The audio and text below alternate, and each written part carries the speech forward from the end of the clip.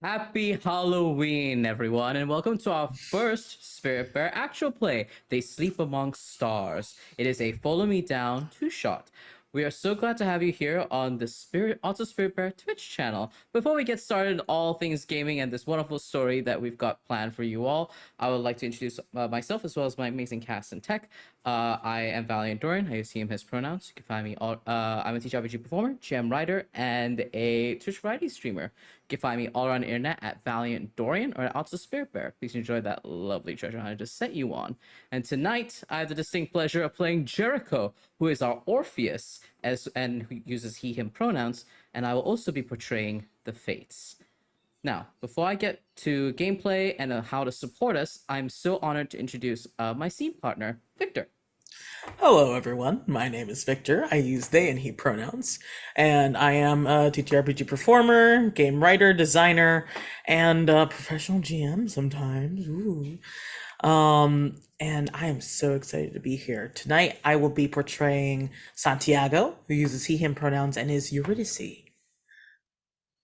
Amazing. And tonight, our stalwart tech producer, the one making sure everything looks good and functions properly, is none other than C. Thomas, who you can find making very trans, very gay art at SeaPlaysRPG.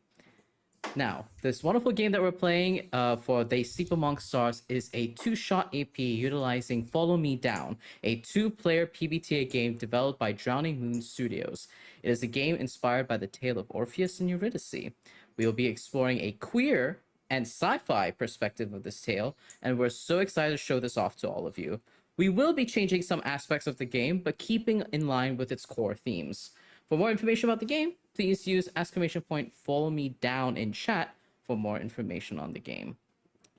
Now, the music for this AP is brought to you by Kevin MacLeod of Incompetech Music. He produces royalty-free music and licensed it under the Creative Commons license. The list of the songs we use can be found in the music panel below. To check out his songs, please visit incompetech.com. Now, if you're enjoying our show, They Sleep Among Stars, please consider donating and leaving us a tip.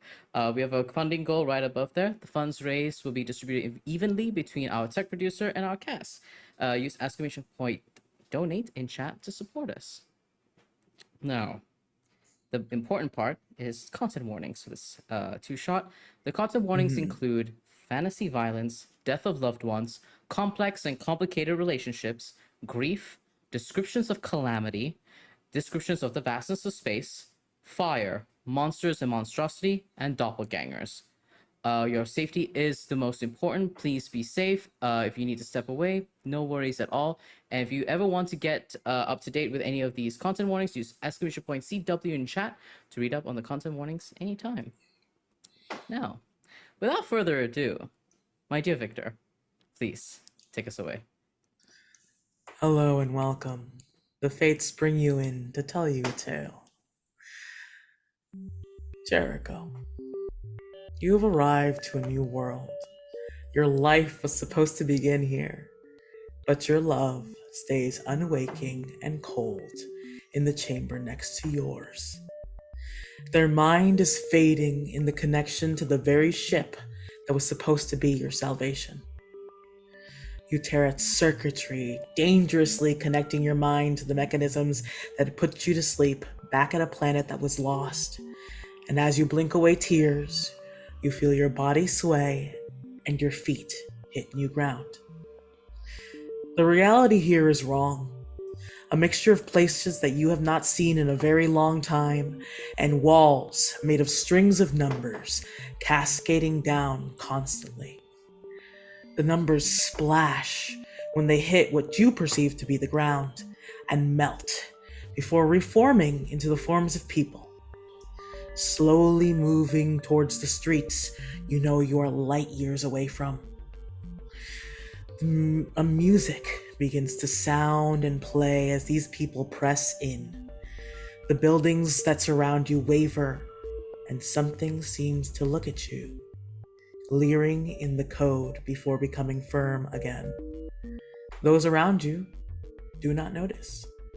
They're filing in ahead of you to make a crowd and seem to be stopping at a checkpoint, exchanging something to receive a stamp for entry to what you know is a concert ahead. Welcome to the Concert of Souls. I wish I could join this party under better circumstances, but I know my beloved. They must be here. They could never resist a party that I throw. Let's see how it goes. Amazing. So I think what I want to do now as Jericho, as all of you look upon this very, very handsome man, he is a deep brown skinned man, and he has this large, like almost unruly mess of black hair that sits upon his head, perfectly styled with a bit of a lock of hair kind of dropping upon his forehead. But he looks a little different, and he also begins to notice this when he feels a sort of tingling in his face since entering this weird wrong world. He feels these weird grooves on his own face that, as he feels it, feels like circuitry board almost on top of his face, kind of bisecting his eye in two different halves. And kind of taking this all in stride, he carries himself with a aura of maybe unearned and earned confidence as he strides towards I'm imagining there's a massive crowd here. Oh, yes. Right? Yes, definitely. Amazing. I'm about to be unhinged. I, as Jericho, am kind of like moving about the space, and as I'm kind of walking through the crowd, I'm going to call out for Santiago. Santi, can you hear me? John, we've arrived. We need to get home. Can you hear me? Despite this place being huge and busy, when you speak, it's like the crowd hushes and you hear your voice bounce back at you as if echoing, but with audible vocal distortion. Huh. That's... They're all looking at me? Is everyone looking at me? No. The crowd seems to be unaware of you. Okay, it just goes quiet. Like almost like you're turning down a volume. Instead of like people stopping talking, because as soon as the voice finishes echoing, it's like nothing happened.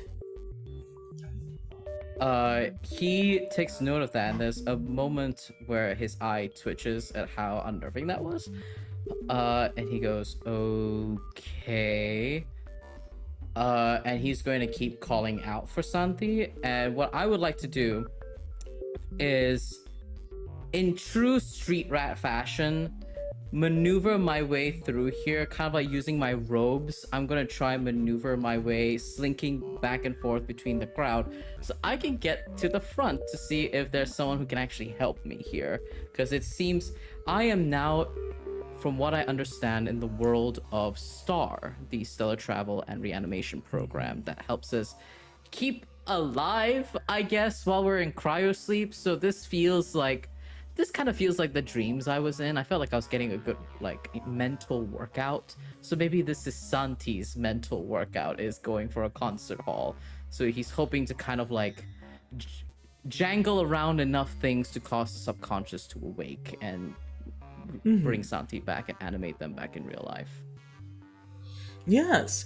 When you are sort of thinking about STAR and what it means, you get that feeling of being watched again, like as if something is peering through code and glaring at your back. Can I peer back? Yes. Right. And when you peer back and you look at this building facade, one that you've walked by so many times before, what happened? You see yourself reflected in the glass. Like, oh, sorry, it was just your reflection. And then you notice it's wrong, different, and then it seems to rush away.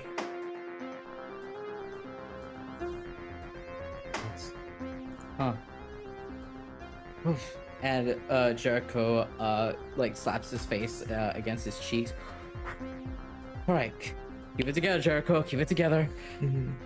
Santi, it's just a trick of the mind. That's all this is. It's just the world of the mind. That's all this is. It's just a computer program.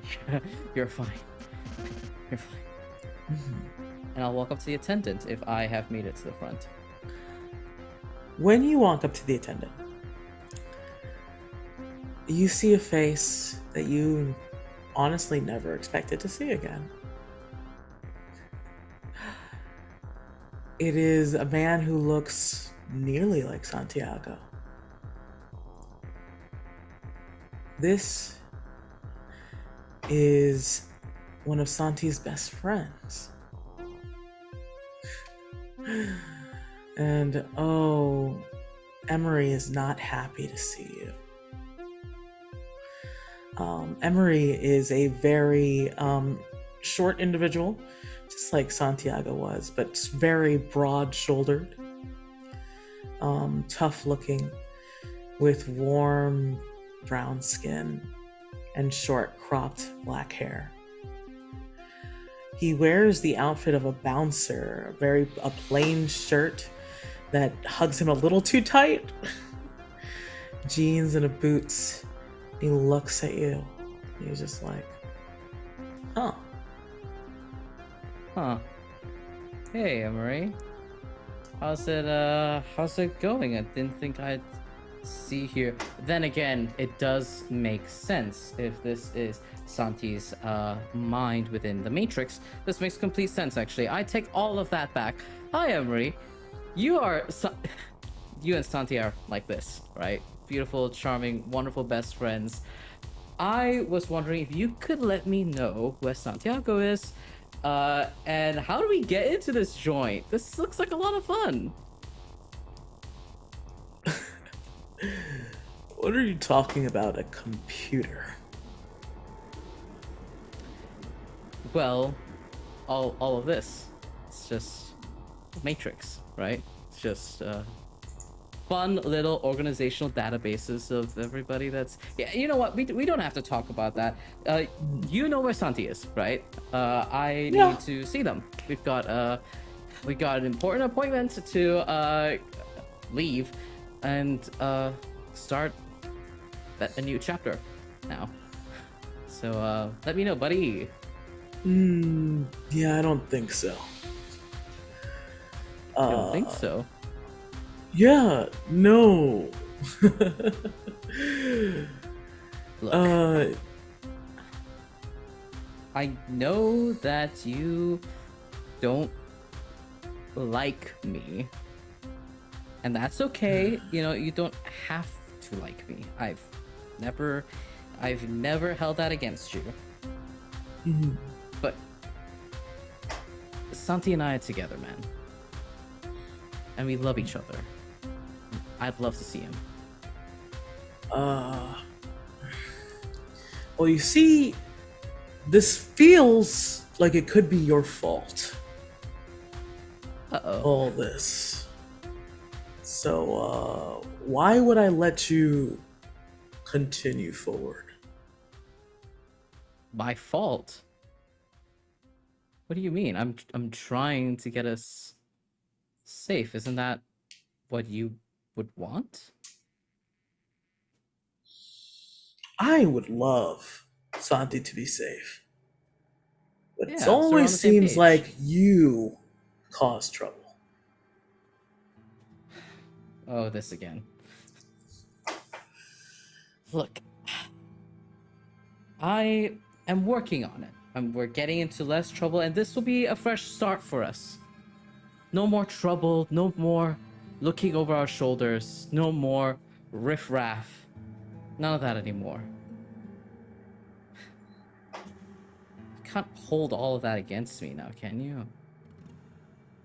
Not now, of all times.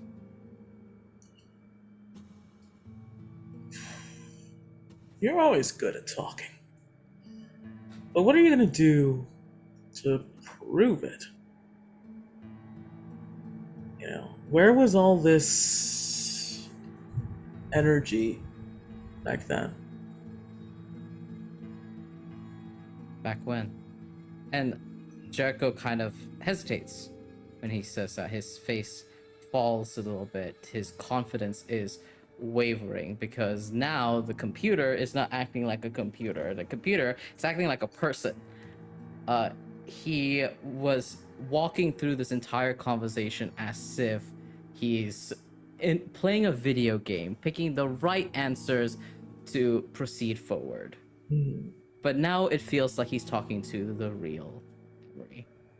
And it's making him very uncomfortable. As he kind of like pulls this sleeve of his left arm lower towards his wrist.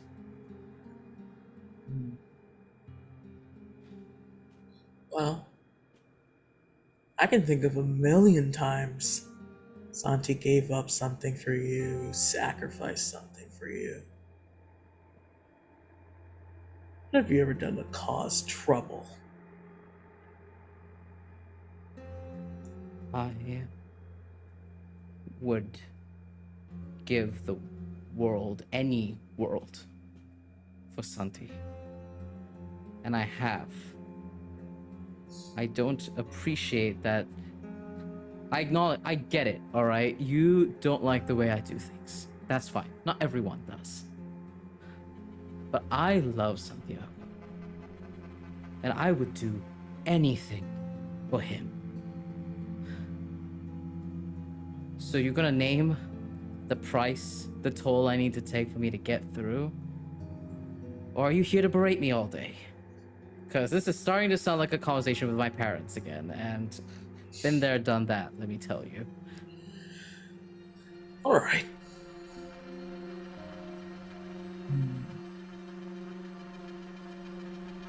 And he sort of like starts to almost walk around you, like appraising you. And he's just like, okay.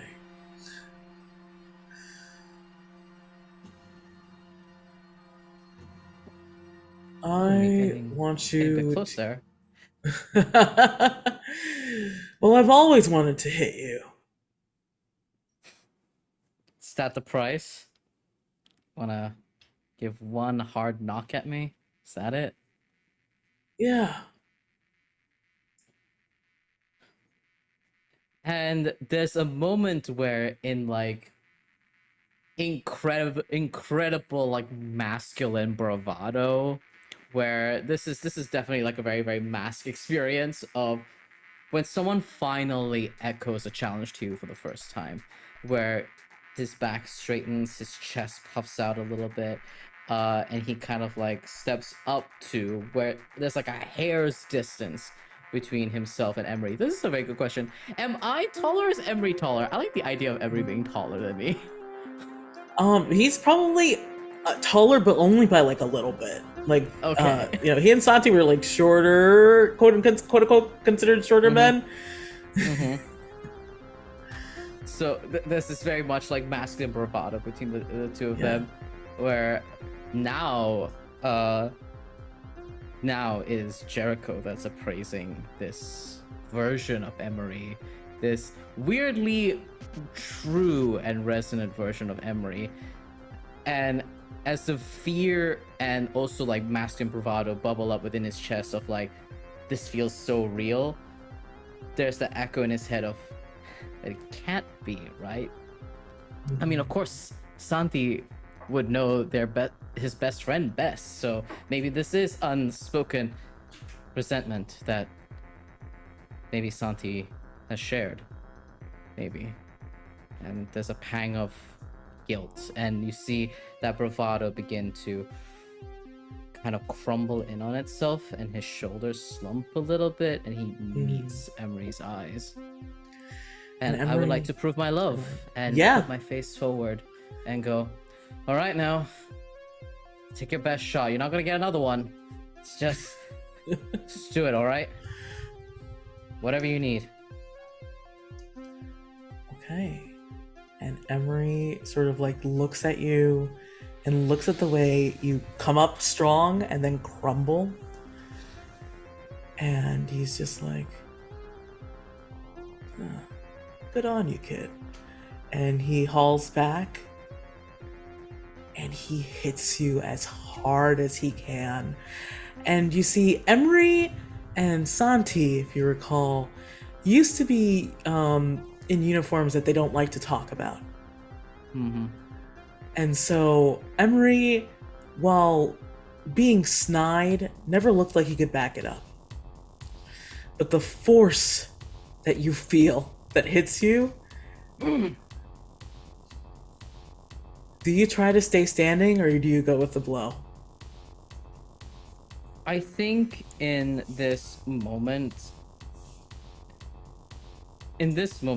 Jericho, I don't think is even thinking about all of that. He's trying to prove himself. He's trying to prove his love here. Mm-hmm. And he just kind of like faces his face forward and just lets the deck come in. I think he'll try to like regain posture after like the full force has kind of like made him double over. Mm-hmm. And then he'll try and come up. I think he takes the full force of it for now because I don't think was expecting to get hit that hard. I'm gonna be real. I think he was expecting to be decked, but he was like, "Oh, you're a computer program. 2, you're also my partner's best friend. You're not gonna deck me that hard, right?" He's wrong. He got decked. Yeah, he's. I think Emery is like looking at you, and he's like shaking off his hand, which again shouldn't hurt. This is a computer program. But he's shaking off his hand and he's looking at you. And he is just like, oh, I really didn't think you'd let me hit you in your face. And the plate kind of like looks like it dents a little bit, like near his jaw. And even Jericho feels that. He's like, that's a weird sensation. And he kind of like just like adjusts his jaw, kind of massaging it, and it kind of just eases back in this weird mechanical yet fluid motion. Mm-hmm. And he just goes, well, I didn't think you were gonna deck me that hard either. Jeez. I mean, I knew you disliked me. I didn't know. Damn. Ow. What? Let's see. Who picks up the pieces every time you go on an untitled adventure? Look, there are reasons for those untitled adventures, not that you'd know. I'm sure there are. I don't see them. And then he he grabs your wrist. And he picks up a stamp and he puts it on the back of your hand. And the stamp is very familiar. It is the beginning of a tattoo that you've seen very many times. The sleeve that Santi has on his right arm.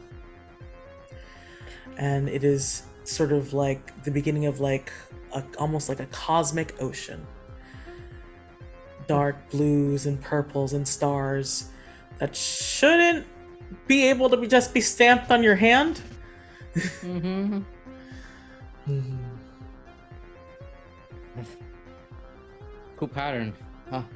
Looks like Santi's. Huh. That's weird. Is it? You're not gonna tell me where Santi is? Then just keep going in. Keep going. You'll find him if you walk far enough. If you don't give up. Jericho kind of like looks at his hand, the back of his hand, and kind of like, I think some distance has begun to grow between him and Emery, and he kind of walks up to begin walking past this attendant and go into the concert, he assumes. And he looks over at Emery for one last time, his bright eyes kind of like look over to him, and his face adjusts, and he bites the inside of his mouth, and he just says, "You know, I've done a lot of things, but I've never given up. Especially not on Santi. He's the best goddamn thing that's ever happened in my life, and I will protect him. And Whether Emery, you believe me or not." Emery looks at you and something glitches. The face flashes between anger and frustration and sadness. And again, not in the regular like way that a face changes. It's like a photo flash of all these emotions that you've seen on Emery before it finishes at a slight smile, brows drawn. I fucking hope so, kid. Well, raises his hand. I hope, I really hope that, things could be different. Even if this is just a computer program. And I don't think he responds to that. He turns back to the crowd that start to push on your back like let's go. All right. Jeez. And he kind of like plays around with that tattoo a bit. Does it have texture? I'm assuming it does, as Jericho keeps moving forward. Yes, in fact. You get though the wavy patterns of like the galaxy and waves. I'll have like a small rigid texture, and then the little twinkle of stars feel warm almost on your hand. And if you move your hand like back and forth, when it starts to leave your sight, you can almost see circuitry running underneath it. Right. I keep moving forward. When you enter the concert that has been having this like, shaking electronic moment after this first encounter,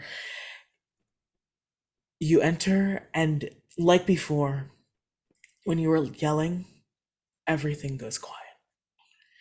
People are still moving and jumping, and you see all the action happening, and you see on stage someone performing. But it's like you're not even part of it. Huh. Weird. I think Jericho is kind of like taking the information in and is trying to logic out what is going on here. And so there's a bunch of folks in this space, and there was that weird silence again. And I think in Jericho's mind, he kind of like murmurs to himself as he's walking, other seats, or is this kind of like an open concert hall? This is an open concert hall. Okay. And it's very, very hard this time to walk forward. People are shoving into you, like people are not letting you through. Like it is as if no one's noticing that you're trying to push forward. All right, cool. In that case, in Jericho's mind, he like tries to trudge forward, and he feels that kind of like blocking thing again. He goes, okay, if I were making a program and I want to make it feel real and interactive, I gotta interact, right? I gotta interact with the right thing to get me through here and onto the next phase, just like that weird exchange with Emery. And Jericho, in this moment, I think, would try and grab the shoulder of someone, and I'd like to use my move, Charm a Denizen, where I would like to talk to the denizen so I can get more information. And what Jericho would like to ask is, hey, what what show is on right now? Can I get any closer? So should I make my roll? Yes, please. I have a +2 to poetry. Everybody, let's go. Ooh, those are 2 successes. So that is a 12, 14. Awesome. I love this. Again, it's like the program like stiffens, Mm-hmm. and then the person looks back at you, and this is another friend you've left behind. You were certain that it wasn't anyone who looked like them, but almost like when they turn back, the computer recognizes you and gives you a face that you know. Hey. Oh, hey, you made it. Yeah. And this person's name is Roberto, and Roberto. they loved you and Santi. They were always sort of like very supportive of your relationship. A light-skinned, very thin man, pretty sickly looking at most times, but very, very excitable.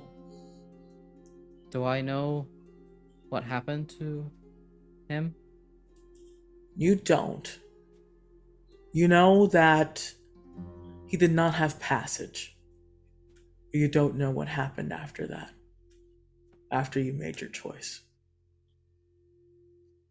There's a moment of kind of like a bubbled up vulnerability from Jericho, where he kind of just pulls Roberto into a hug, because I think he kind of like, even though this is circuitry, even though it's computer, this is his friend he hasn't seen, and he can't name that guilt, but he knows it and feels it, and he just pulls Roberto close and tightly hugs him, and he goes, oh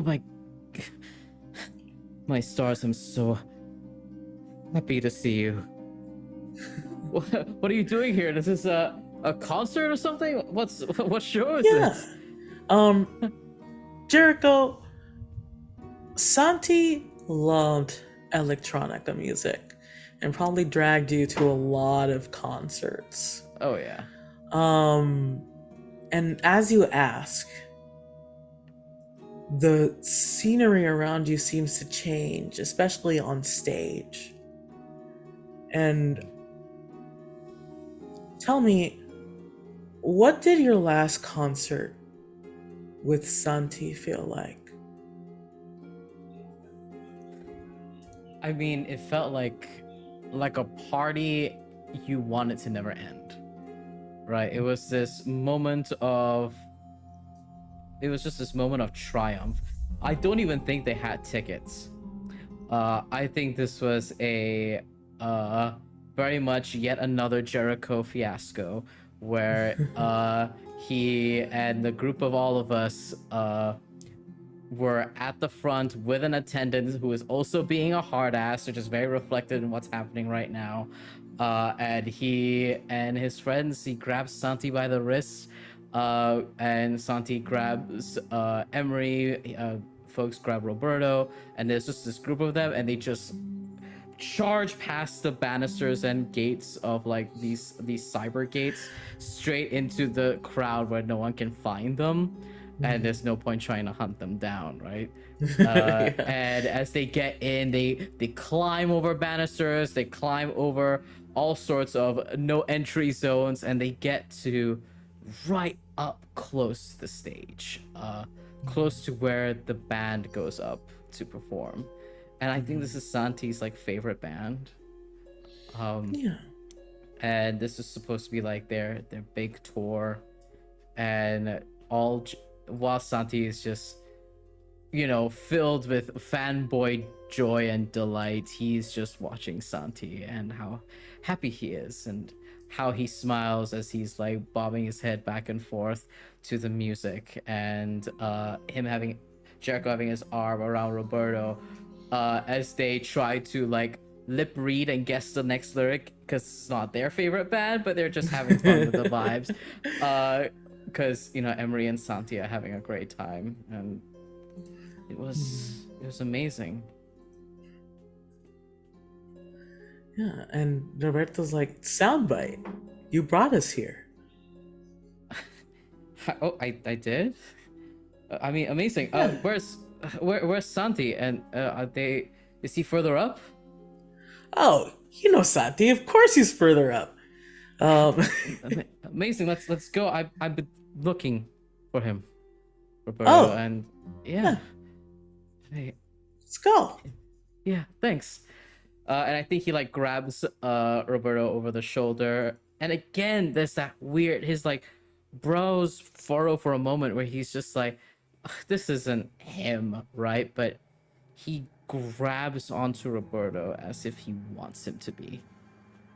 Just this moment of like succumbing to that nicer thought and memory as they trudge forward.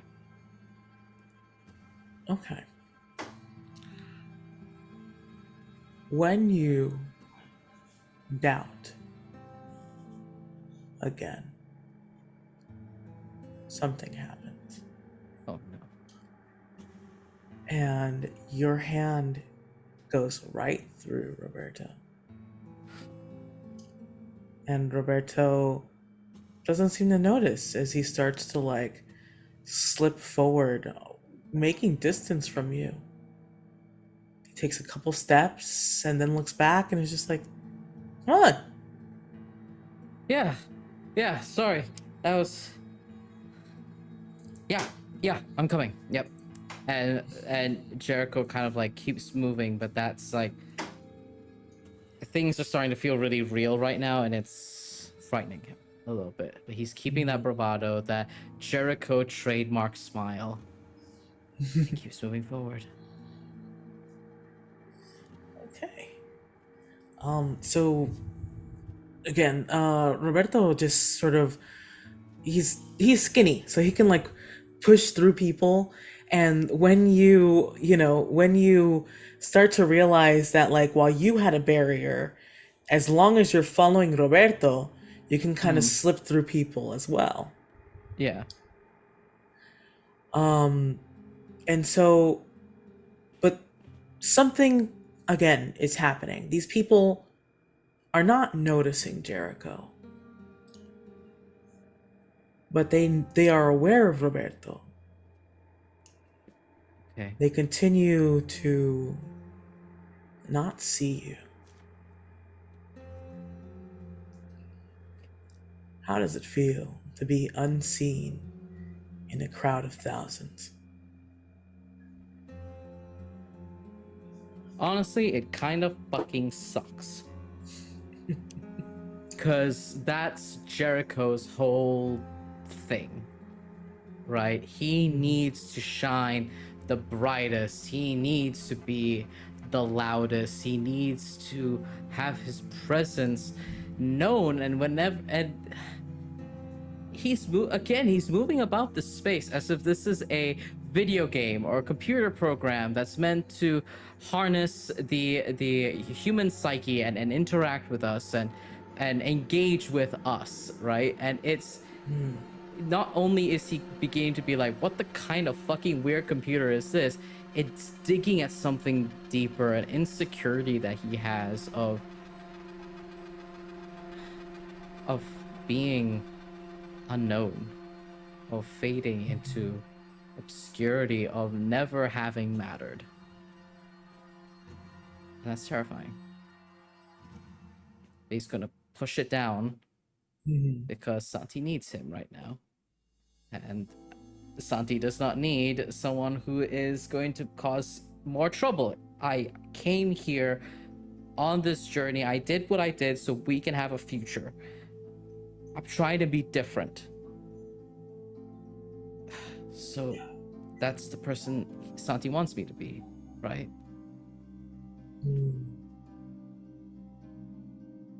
And I think when you have that thought of like, this is who Santi wants me to be, right? The press of the crowd stops. and the world seems to shimmer before your eyes, and you think something might be wrong before you are alone. You look out, and it is the stadium that you always went to. The stage is empty. There are papers on the ground. But more than that, the sky above you is burnt out like the day you left.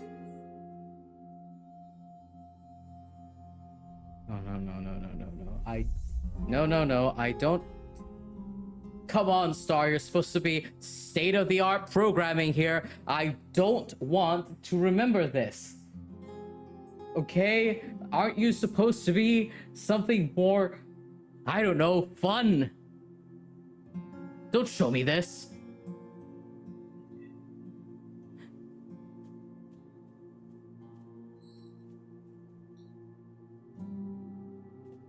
I think that it doesn't respond to you. In fact, the metal around you at the edge of the stage, the barricades begin to rust. No, not again. Not again. And I think Jericho is wanting to find a way out, find something, anything that can help him get out of here, a pathway, anything. Could you be recklessly fleeing, my dear? I could be recklessly fleeing. I can't believe you're making me roll with my lowest stat. All right, let's go with these two die. All right, I will roll to recklessly flee. Uh-oh. That is a 5.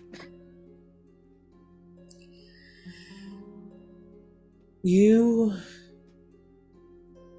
feel the rain start. It is just a drizzle. And at the back of the stage, a pair of doors open. And beyond it, you hear screams. No. It is the only path forward, and it is what is demanded of you. Fuck it. And he hates this. He hates this so much, but he begins running towards that sanctuary. Even this is sanctuary derogatory. He hates this. He hates this, but he's gotta go. It's between this and the rust storm. I guess I'll take screams. And Jericho runs, and I think as he's running recklessly, his eyes are not even open. He's shut his eyes, and all he's doing is thinking of Santi's face. He's thinking of Santi's face as he recklessly is running, and he's like, "I'm gonna get us out of here. I'm gonna get us out of here, John. I'm gonna get us out of here. Watch me. And he's running towards this terrible place you're about to take me.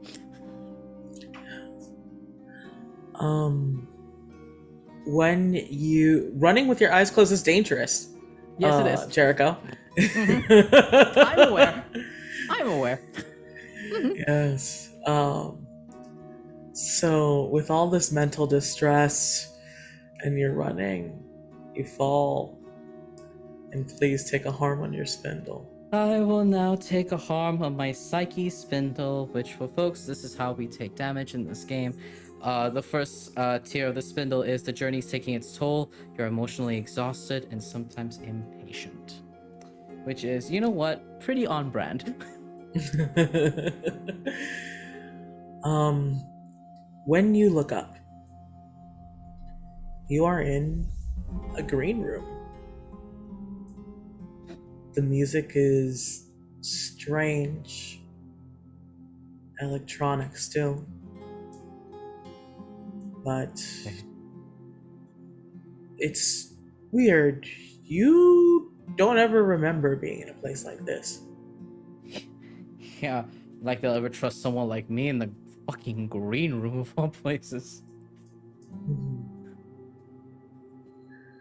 However, on the screen, it shows outside, showing the crowd, whoever's getting ready, excitement.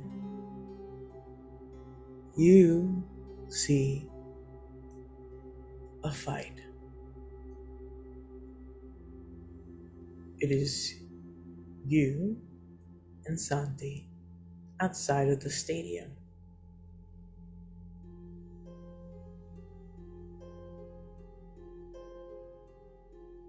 Which one is this? Which fight? You don't know.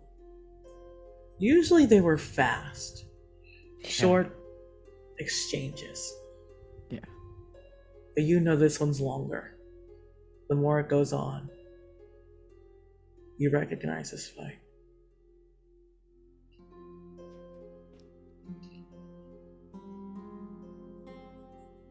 And you hear it. Mi alma, come on. I don't. What do you want from me, Santi? I just want you to not freak out so much that everyone doesn't like you. Like, not everyone can like you. I understand that, but that doesn't. Look, you don't get it, okay? I have spent so long riffraff, street urchin, street rat, and I need to be more than that. I need to be better, and I've lost enough opportunities in my life. I just don't want this to be one of it. Okay? That's all. That's all it is, I promise. That's all. Mi alma, what are you... How long until I am something that's making you miss an opportunity? John, no, like, of course not you.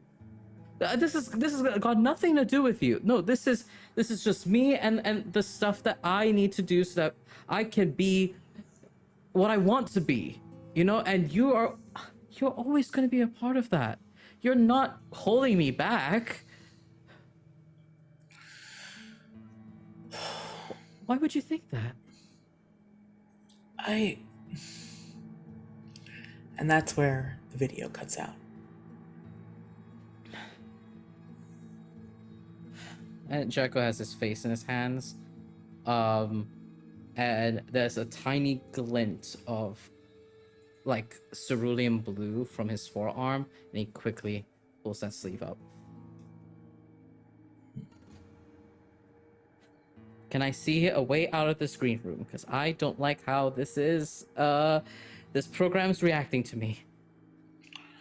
As soon as you look for an exit, there's a door you didn't recognize before. All right. And he like looks around the green room as if talking to a camera that is not really there because he's seeing all the active cameras. And he just says, look, this game, not fun. You're not getting a 5-star review out of me. And he'll move out of the door and try and get out of here. Santi is the priority. Santi is his everything. And Jericho walks into light. And that is our book 1. Incredible. And now it is my turn. Yes. As we enter book 2 for Santiago. And I want to read out the name of this book for the folks that are in this chat with us. Thank you, audience, for being here. Welcome to book 2, Santiago in the Integration Matrix. Santi, what a strange little dream, you thought to yourself. all around you is a fugue-like mist. It smells temptatiously sweet, like oranges. Your favorite fruit. It's this sharp, bright, beautiful, citrusy thing. Delicious on a hot day, comforting in winter's night. And as you open your eyes and take in this strange little place, beyond you a yellow sun glimmers. And the ground is grid-like and moving, very slowly, but moving still. It feels like a waking dream. Kind of also feels like a loading screen of sorts. But wait, how did you come to be here? You remember entering a cold slumber, getting comfortable, feeling your temperature drop as you are lulled to sleep, but you can't place before. What happened before the sleep? Tell me, Santiago, as you are sitting here and feeling this space, what does the meadow where you had a gorgeous picnic with Jericho look like? Oh,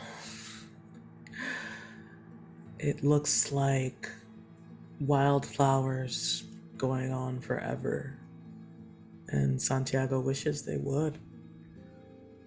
It's a warm spring day, but not too hot. And he can feel like the cotton of the blanket that Jericho's laid out. He's excitedly like unpacking little treats that he's had in the basket. But Yeah. well, where's Jericho? Jericho isn't here. Astute observation. You are, and it's strange as well. You begun this weird waking dream standing. Now you're sitting on like, beautiful, just perfectly tussled picnic blankets of someone who has sat on a picnic blanket for a while. It's idyllic. And as you're pulling out a treat, the plates are empty. That's odd. You have treats in there. Of course you do. But also Jericho is supposed to be here. Where is he? And as you remember this memory and this meadow appears before you, you feel that memory like an external pulse shuddering through you and then leaving you, like a lover's embrace pried away by the dawn. It is siphoned away from you, and there's a moment beneath you in the ground, the grass, the wildflowers, where you see that glitching of that meadow, of the grid, and you see that circuit grid beneath your feet for a moment as it travels further up. And ahead of you, you see a figure in the distance, and you see this little memory, like a tiny marigold flower, blossom into, it's really odd. It looks like a glowing orb in the circuit grid, but a beautiful blooming marigold on the grass meadow in front of you, and it kind of glitches and moves ahead, stuttering as it moves towards a figure in the distance wearing black loose robes, knelt down by what looks like a small little dock or a pier, and is kind of like knelt down looking at it. Jericho sort of feels unstable, or not unstable, like dizzy, from everything, the look of everything. He holds his face and he feels like it's sallow. Like he touches it and he's just like, why am I? And he shakes his head and he's like, I hate video games. And he, gets back up to his feet and he's just like, all right, what was the one? Follow the marker, I suppose. And Following the quest marker.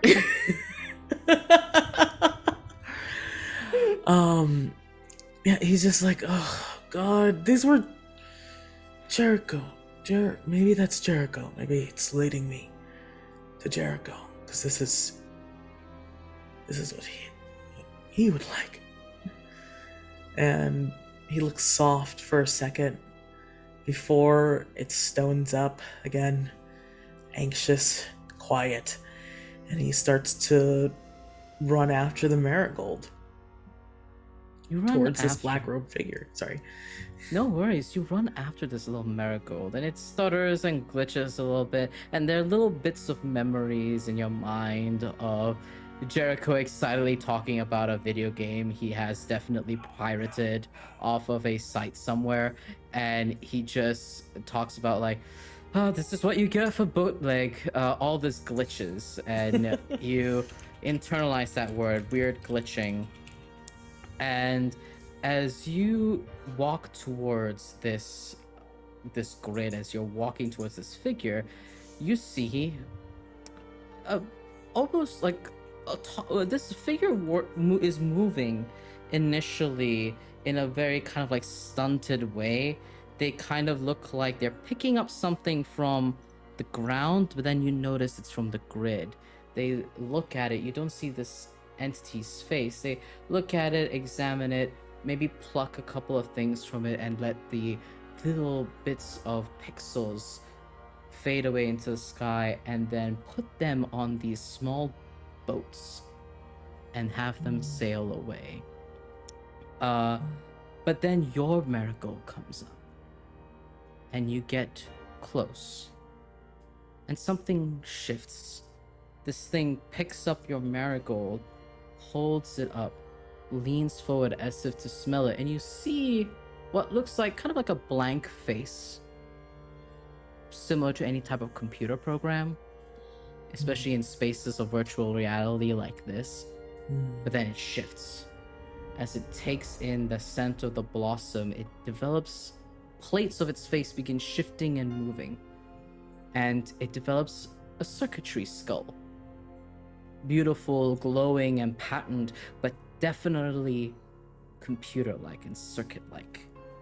And it glitches and looks over to you. And now it looks like a person wearing a skull circuit mask, holding onto this marigold. Can I have that back? It's silent as it tilts head and it opens its mouth, and there's this high-pitched sound where it kind of looks like it's finding a pitch. It's a little uncomfortable for a moment, then it finds it, and it is a weird amalgamation of all the voices of people you've loved in your life. And it just says, hello, guest. Welcome. I am the shepherd of the waking. I must deliver our energy cells to the program.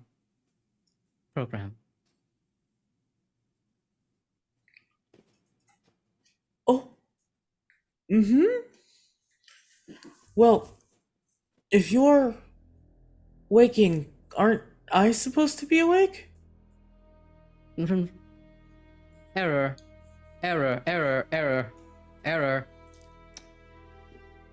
Rebooting. Initializing. Yes, you're supposed to be waking. And a grid opens up in front of this figure, and it's just a bunch of numbers, ones and zeros. And it says, landing procedures complete. But you are here. And I'm different now. And as it keeps speaking, it sounds less like an automaton and more like a person. That's very strange. It's says here that you are supposed to be landing and waking, but you are here. How odd. Yeah. I'm sorry. Are you okay? I am fine. My systems are clear, oddly muddled with thoughts, but my programming seems to be still processing, still executing. I'm sorry, and it mirrors that tone and pitch that you just said of I'm sorry. I cannot hand you this, and it looks like it's about to say marigold, as if adjusting to you. This is beyond me. But it's mine. I felt it. Take it. It's yours, but this is your toll you pay here for safe passage. It helps this program, this place. And I only have a job of take and put it here. And you see that that little boat, that little kind of idyllic little cottagecore-like vessel glitches a moment, and you see kind of like the lines, but then it comes back stronger and more solidified like wood.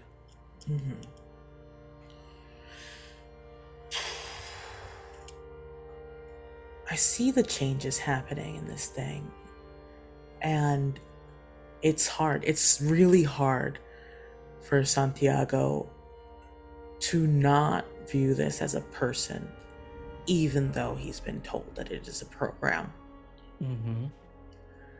And Santi's sort of like, if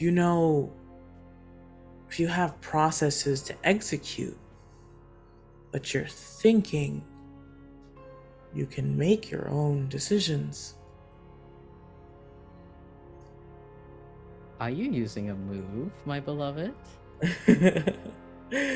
I think I'm between. I think I am.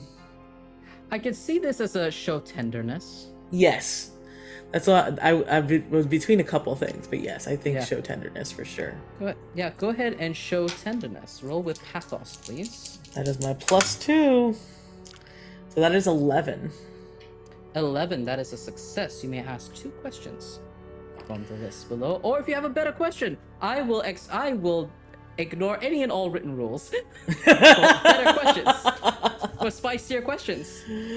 Yeah, I think the first question that I have is what is happening to this program, because it doesn't feel like it's supposed to be happening. I'll answer that easily enough. It's reacting to you. You're noticing that all these changes happen when you are reacting to it. This is not ordinary. This is not normal. And I think what Santiago, with that incredible success, what Santiago will begin piecing together is that your presence somehow is disrupting something. You've heard Jericho talk a lot about third-party programs, mods he's put in his funny little video games that he makes you play of farming simulators, especially when things got hard back home, of farming simulators, and both of you adding little textures that you like, a cute virtual animal, and there are moments where it glitches and it changes, and you hear him say to you, don't worry, it just needs a little time. So it's reacting to the fact that this third-party program is in the game. So just give it a little time, and it will, once it restarts, it'll be fine. Don't worry, John. And it seems like you are that third-party program. You are in here, and you are changing the way this place works. So then, talking to this program that is being affected by me, I think the thing that comes up in Santi is not interest but fear. And it's just like, is it gonna be a problem that I'm here? Problem. And it thinks, and you can literally see a loading. Even though this thing looks human, there's elements of it that are still computer. And it says, I don't know. Result not found. I think maybe the parent program might know more. I have one task. It is to siphon these energy cells and put it back into the program. That is all. I'm sorry. It's okay. I know it's weird for a program, but we don't have all the answers. Yes, not all the answers, but some things, someone might. Star will have answers. Oh, okay. How can I get to Star? Are you sending that to Star? Yes. I am sending and executing these energy cells to Stellar Travel and Reanimation Program .exe. I'm sorry. And reanimation? Yes, Stellar Travel and Reanimation. It is how we have this. I don't think Santi knew what Star meant until this moment. And there is an intense dread coming over him. And he has to look at this. Am I dead? And this circuitry skull looks at you, and you see the weird binary numbers behind the hollowness of the eyes, and a little light comes out and kind of scans you and goes, your vitals are still okay for now, but your consciousness is not present. I believe this is the state that humans might call a coma.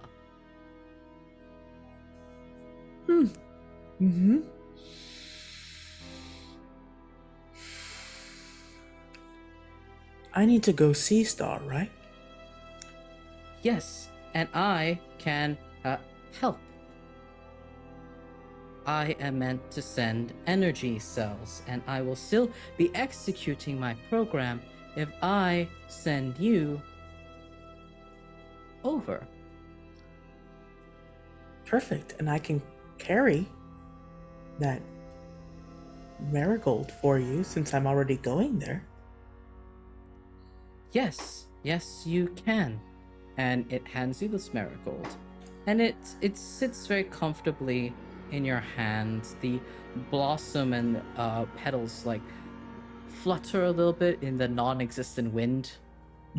And this shepherd of the waking ushers you over towards this boat. And as it's waiting for you to step inside, something shifts again, and it holds out its hand, as if to help you, like a guardian of a gondola would, putting you into a boat. Santi sort of glances at the hand and just smiles. He's like, I've got it. Understood. Procedure updating. AI learning. Database updated. This boat will take you to Star. I hope I helped. You did. I do you have a name? I am glad. My name is Shepard. It was really nice to meet you, Shepard. It was nice to meet you too. Now, I will let the boat take you. It will stop at your destination. And as the boat begins kind of like bobbing a little bit as if adjusting to your expectation of what water and boat on water feels like, it begins to move. And as you are moving away and it waves at you goodbye, Shepard says, I'm sorry.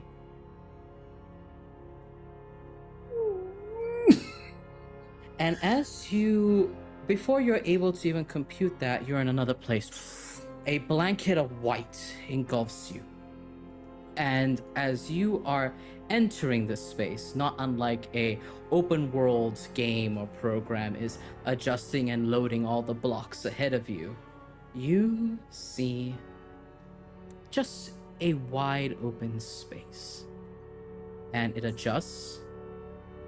That beautiful wild flower meadow crops up again with another port that looks like a mirror to the other one that you were just in, except there's no shepherd. But that beautiful hill is still there. That picnic blanket is still there. And there is someone sat on that picnic blanket, fiddling with something. And as you step off the boat, the pathways shift and move once again, and you see layered underneath it that weird circuit grid again. And you feel that marigold pop off of your hand as if it is being unequipped from your model, and it falls onto the circuit grid and moves straight towards this figure in the distance. And it's not that far away from you, as you can see this figure, blank slate, this humanoid automaton looking thing holding up this marigold as it changes into something else. It's shifting, and now it's this blob of shifting pixels. And as it does so, two hands begin to animate on this entity. Santiago, tell me, what do your hands and forearm look like?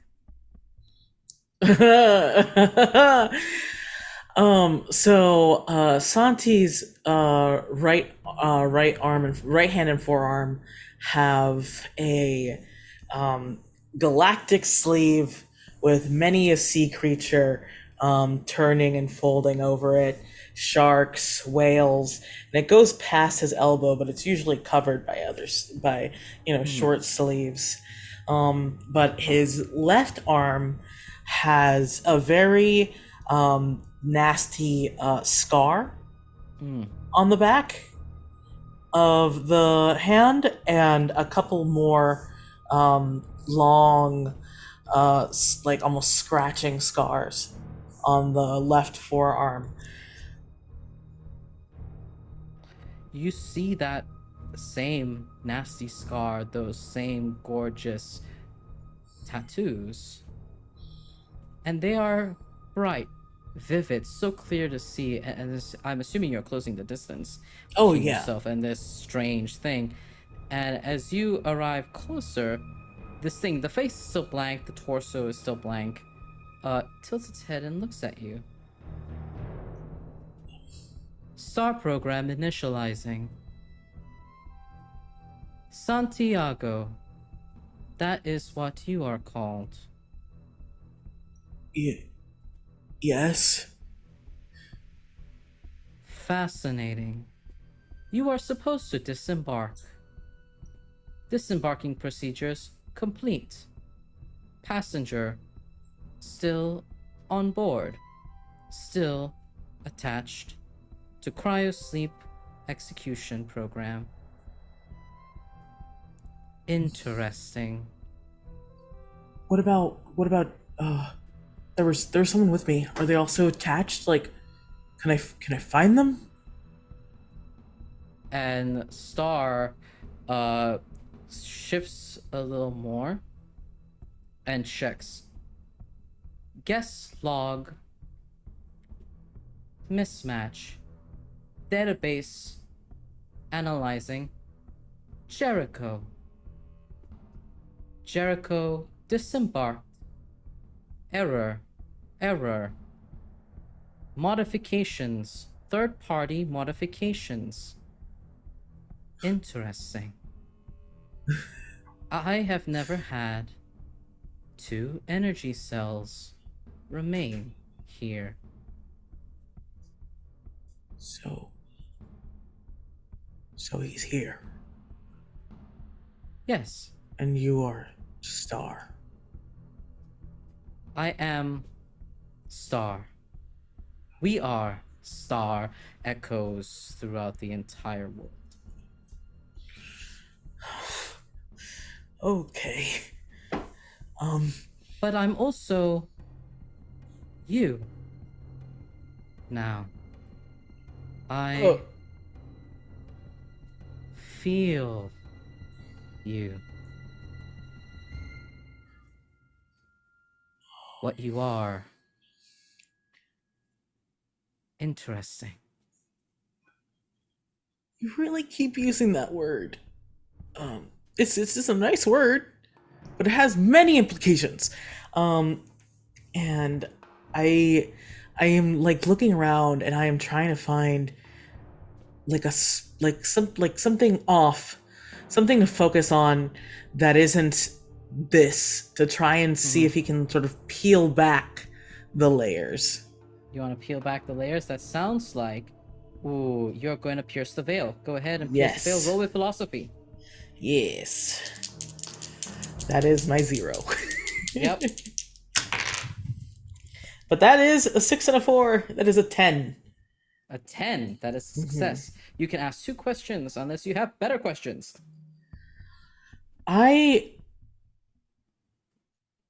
So I'm seeing this thing slowly gain. I want to see the lines. I want to see what's feeding to this program in front of me. Okay. It is that little glitch that's in its hand.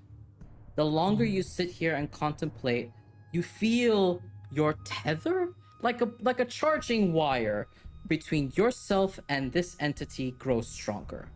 And this little thing that it's holding is one of the conduits upon which it is able to kind of like siphon more things out of you. In fact, as you are looking at this, you're seeing that tattoo begin to grow more up past the elbow slightly, up towards the beginning of where the bicep would start. And maybe locks of your hair begin to form at the tips of its head. Santiago hates this. And the short... I would be surprised if anyone did like this. I'm concerned. The short man gets right up, like standing over this sitting 3D printer of himself, and, and it's just exactly that. That's mine. I would like it back. It is yours. But I want it. There's no program executing for energy cells that remain. But this is my domain. And eyes begin to emerge, and it's just weird mishmash of hair, arms, tattoos, and your eyes. But they're different than yours, Santiago. Your eyes carry the choked darkness and like a flower starved of light. This is a blooming marigold, given all the sun it deserves. And this program looks at you, but it is yours. This is a conflict, and a conflict in human terms should be adjudicated. Let us adjudicate it. Let us play a game.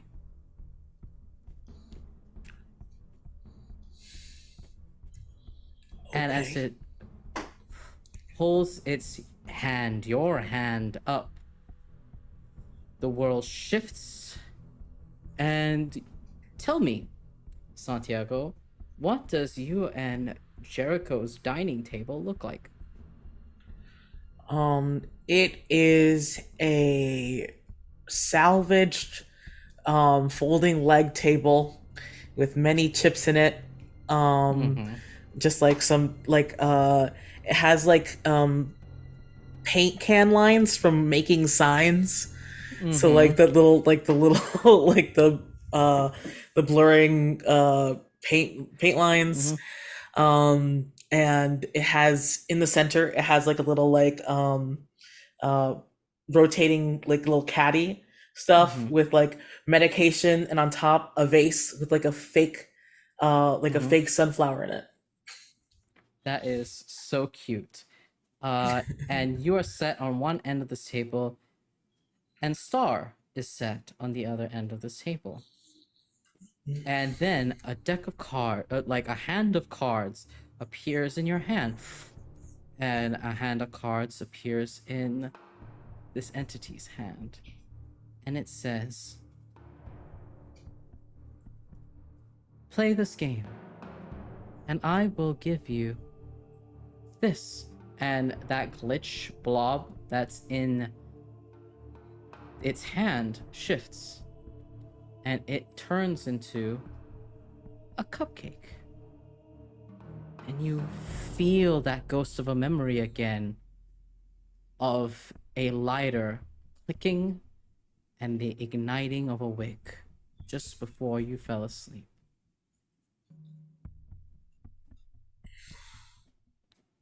A memory recent and dear. Let us play.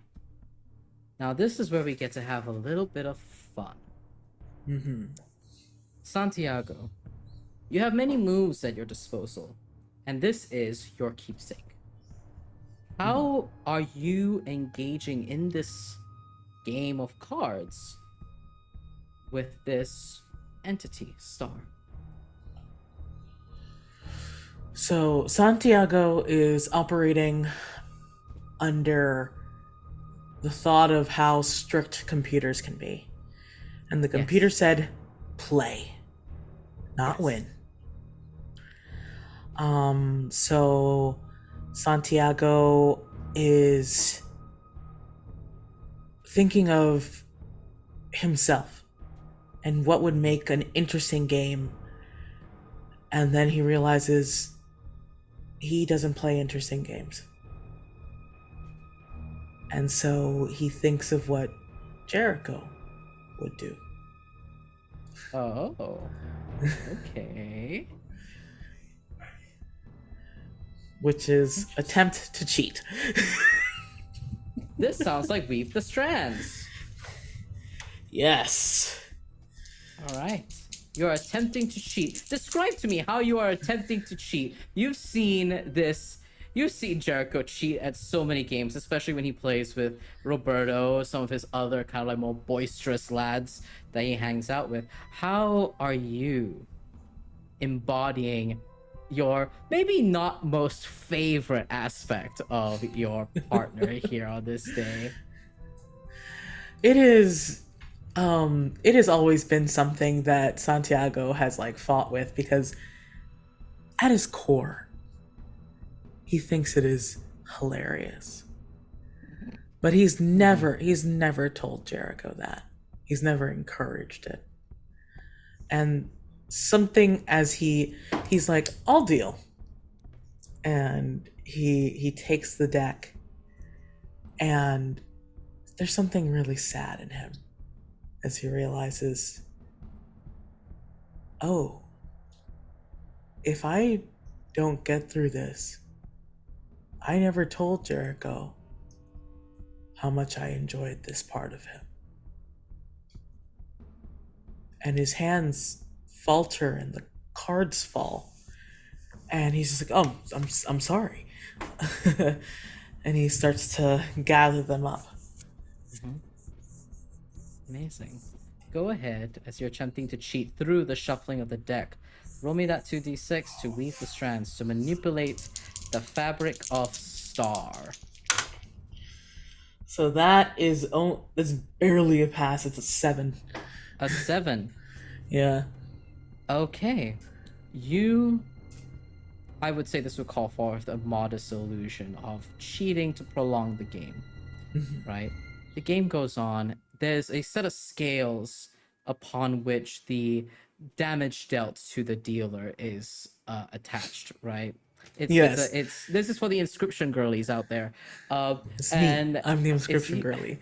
and as this keeps happening and the cards are dealt, attacks are done, and it's reached a point of impasse. It is that infuriating moment in card games where it's like, all right, one of you is probably going to win. It's just gonna take forever, but it's interesting because every round is different and it tips to scale a little bit to either one's favor.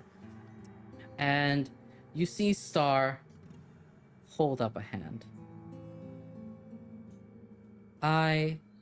Processing. Star program search complete. And at this point, the as you're playing and as time goes on, this thing looks more like you. That is the conflict I will introduce here as one of the aspects of unwelcome attention that you have weaved in this partial success. It looks like you now. So tell me, what does idealized Santiago look like? There is, instead of this, like, sort of gauntness, there is a rounder face, softer face. They're wearing clothes that never felt like he would like wear. Like it's like a comfortable looking sweater, even in the beginning of spring. And their hair, even though it's short, it looks, again, it just looks, everything about him looks soft. Where Santiago feels like all sharp, awkward edges. And it makes him uncomfortable. Santiago version 2 smiles. I see what you're doing. Very clever. Very, very clever. I did say play, not win. That is a miscalculation. But you have earned your keep. Here. And it hands you the birthday cake. And as your hands finally touch that fine little wrapping, you remember the moment just before you entered cryosleep, Jericho. Both of you huddled in the just lit room of this private cryo chamber that he acquired through less than honorable means. And to escape from the strange, awkward silence that would usually herald yet another disagreement between the both of you, he lights this birthday cupcake for you. And he says, "Happy birthday, Santi!" And Santi laughs and he cries because he's terrified and joyous. And it like comes down to his short beard and he just reaches out. You have earned it. Congratulations. But this can be more interesting. I wonder how far you will go, all entrapped and repressed as you are. I see you now. All of you. All the things you want to be, but just... It's pitiful. But I want to earn this. I want to earn you. And as Santiago says that, version 2 rather, it flits a little thing in its hand, and two blocky red glitches, viruses, appear on either side. And behind you, a door opens up, fielding the world of the unknown. And this entity says, I think you need to run. And sets those glitches after you. Santi almost knocks over the table, as flimsy as it is, getting up and turning around and just running for his goddamn life. You run for your goddamn life as these viruses go after you. And Santiago version 2 crosses his arms and looks. Oh, we are needed elsewhere. And there is where we're going to pop for a break. Thank you all so much for being a part of the first half of They Sleep Among Stars. Please get up, stretch, hydrate, get a snack, pet your pets, tell them Mr. ValiantDorian loves them very, very much. And we'll be back in the next 5 to 10 minutes for part 2 of this. See you soon. Chapter. See you soon. Bye. Welcome back, everybody, to They Sleep Among Stars, our two-shot Follow Me Down AP with a queer sci-fi perspective and twist on it. I hope you enjoyed the first part. Before we get right back in and Vic completely obliterates and ruins my life, a couple of reminders before we get back into it. The music for this actual play is brought to you by Kevin MacLeod of Incompetech Music. He produces royalty-free music and licenses it under the Creative Commons license. The list of songs we use can be found in the music panel below. To check out his songs, please visit incompetech.com. And if you're enjoying our show thus far, we're really going ham over here with the drama. Please consider donating and leaving us a tip. The funds raised will be distributed evenly between our tech producer as well as our cast. And if y'all can get up to our goal for this evening, I will release Jericho's playlist for this show, and y'all can enjoy that. So yeah, please consider donating and tipping for us. And before we get right into it, a reminder of the content warnings. Content warnings for this two-shot include fantasy violence, death of loved ones, complex and complicated relationships, grief, descriptions of calamity, descriptions of the vastness of space, fire, monsters and monstrosity, and doppelgangers. Please be safe. Your safety is paramount to us, and whenever you need, use !CW in chat to read up on the content warnings anytime. And with that, Vic, destroy me. I'm ready. Jericho, as you pass through the light, there is a grid in front of you, whiteness, then dark, and you feel like something went wrong in the stillness before a bolt of lightning splits your vision and the sound of thunder almost rings in your ears, and when you can see again, you see the image of a port, a different kind of port, landlocked, with thousands of people. This time they are not enjoying themselves. They are screaming, they are fighting, and the rain has begun to fall. Jericho, this is your memory of the final storm.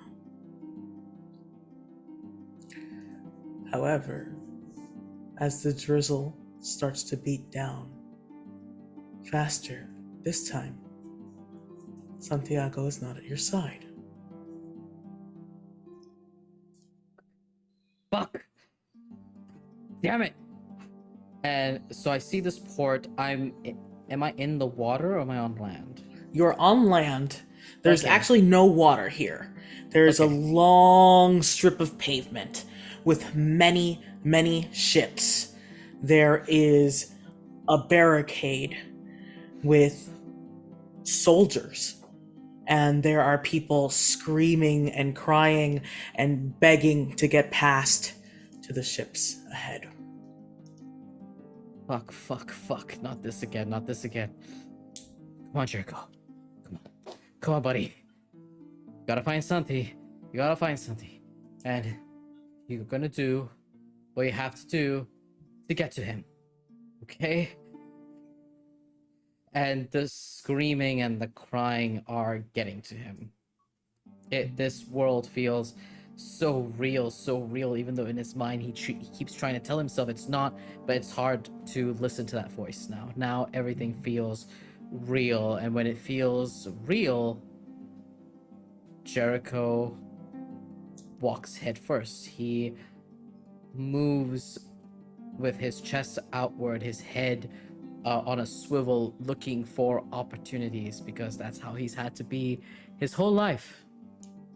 And with that, he what I would like to do is move to closer to this crowd and just like survey this whole area to see if I can find an opening, an area where the banisters are a little too far apart, enough for a little old me to sneak past, a way for me to nick someone's ticket, something, anything.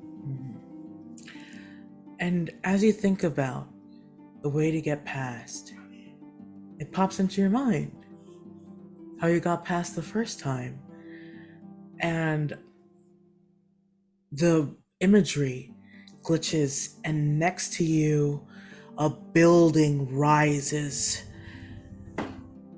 and you see stairs down into a dingy little bar. There's soldiers outside. Right. Okay. Back at it again. And he dons his hood and goes into the bar. Inside the bar, these models become less defined because Santi didn't live this, did he? No. No. The computer shouldn't even know this, but maybe it's because I'm here. Santi doesn't know this. Couldn't tell him. And ahead of you, you see models, unrendered, unconnected, but with uniforms. They're in the same spot that you remember. And that ticket? Still in that pocket? Your ticket on the manifest. All you have to do is switch around a few names. All I have to do is switch around a few names. Put on the trademark Jericho charm. And make it work. What I'm going to do is do what Jericho did the first time when he, as you're describing this situation, it's how like Jericho's moving about the space, analyzing the uniforms. He remembers it all, of course. It's such a core memory for him, but it's still adjusting to that reality that it's right in front of him again. It's a little weird, a little uncomfortable. And he does this the same way he did it back then. He had his hood up, he looked around, and just as he felt the coast was clear and he's realized that these group of people are being rowdy and excitable, he removes his hood, rolls up his sleeve so he looks less like a riffraff, and adjusts his hair. And he goes up to the barkeep, slaps the bar table, and says, "Hey, let me buy a round for everyone here." And I would like to attempt to charm a denizen, because in his mind, he's going to do exactly what he did back then. Buy him drinks, get them nice and happy and rowdy, and just take that and leave the space when everyone's too busy having a good time. All right. And I will roll with Poetry. which I'm good at, hopefully. I am good at! Let's go! That is, hold on, I can't do math when it's different numbers. That is a 12 on the 12 total. All right. So choose one from the list below. Ooh, choose one from below. I want them to reveal an unfortunate truth about Star, because this isn't the underworld. Yes. I was really excited that you had picked that one.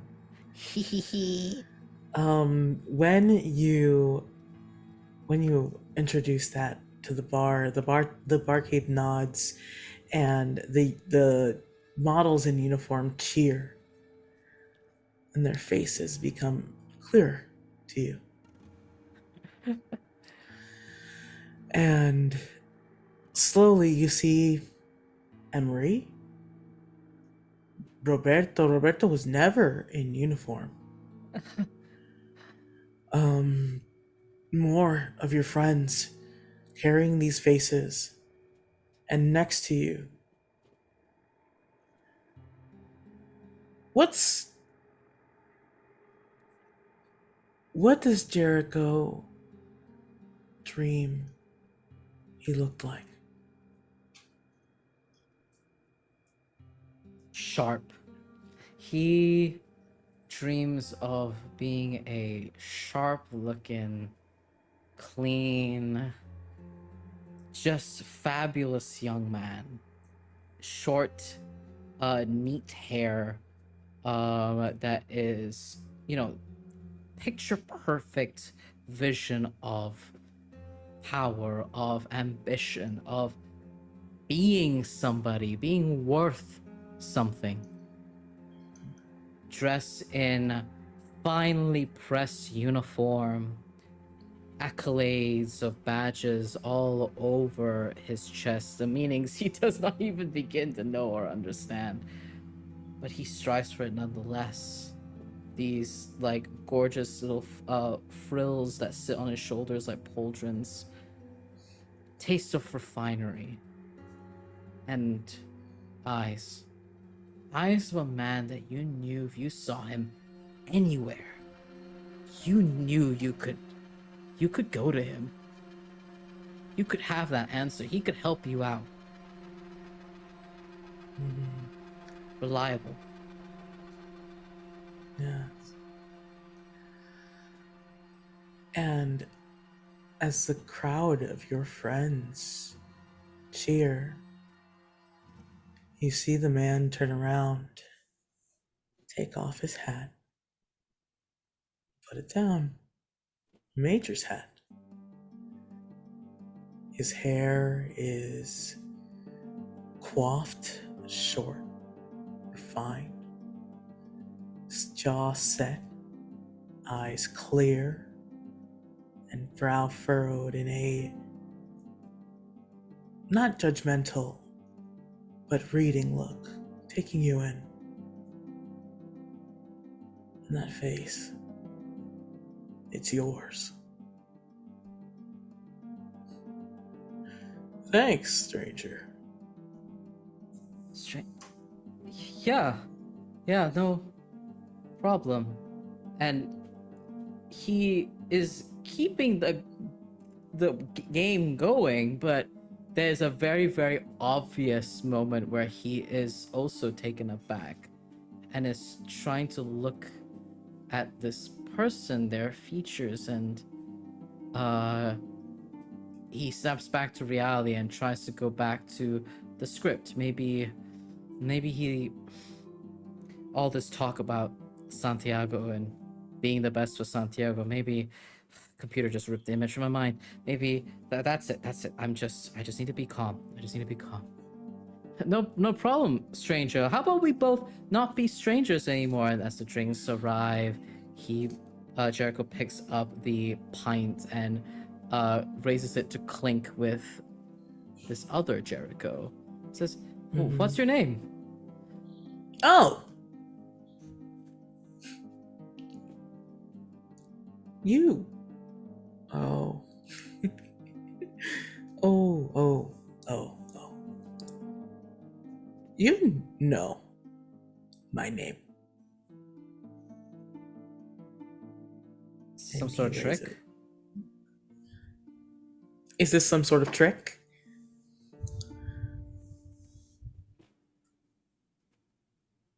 And he'll clink and then place the glass down. Is this person still mimicking that? Yes, exactly. Movement for movement. That's fascinating. You're just like me. That's fascinating. I am better than you. That makes Jericho rear back. Okay, what the fuck is going on?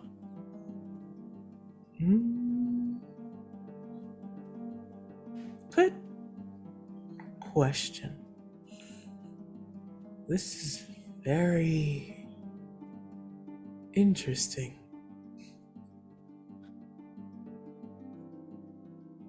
Okay. Yeah, I came here because something was wrong. And here you are, Jericho.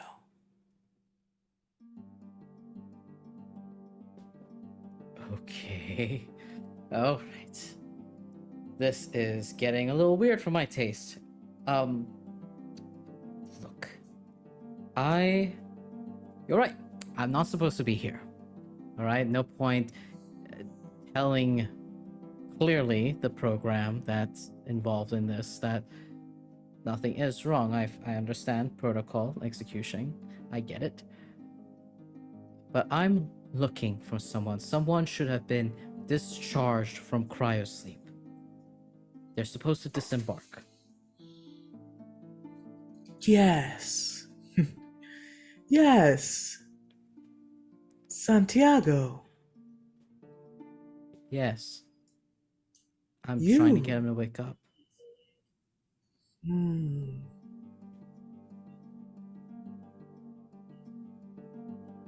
you repeat those words? I want him to wake up so we can disembark. Those words. It gives errors in the program. Errors? What kind of errors? Can we fix it? Can we sort it out? This must be some sort of glitch or something. Shut up. Oh. Oh. I issued that command. And you followed it.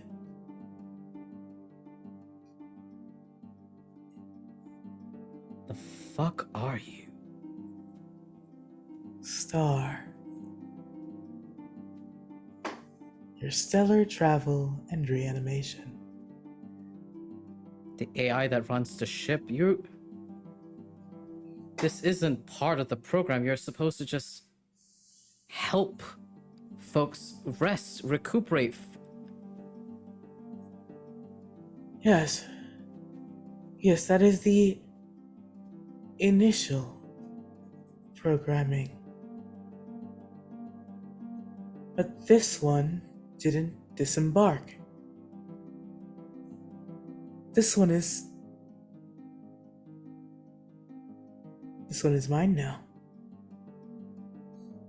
Jericho stands up a little bit more. Hey, watch it, buddy.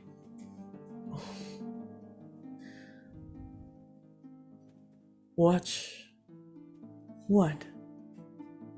You?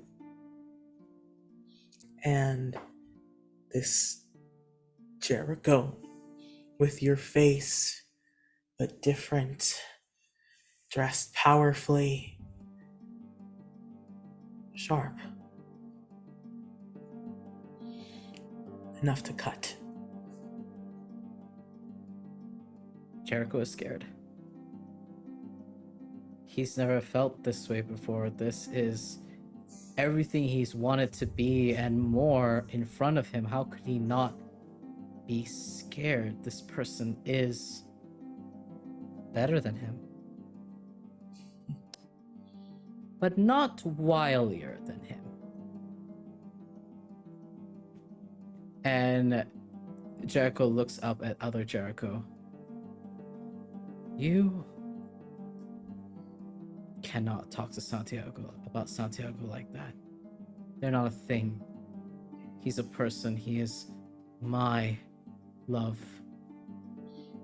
And I will do whatever it takes to get him back. And as he's saying that, his hands trail towards that pocket to pull that manifest. I think this is a prove my love because I'm taking a significant risk by doing this while talking to this man.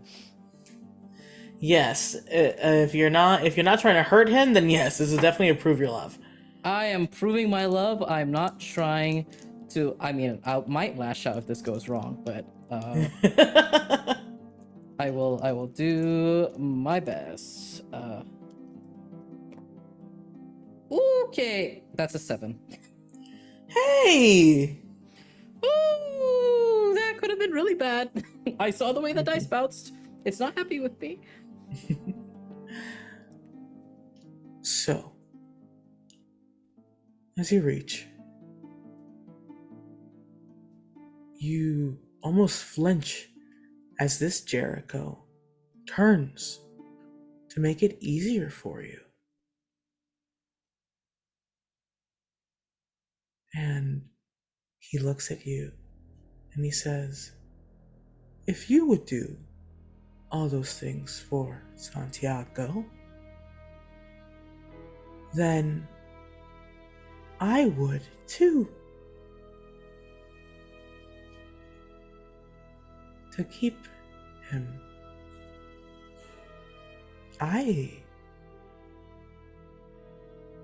You love Santiago. I will love Santiago.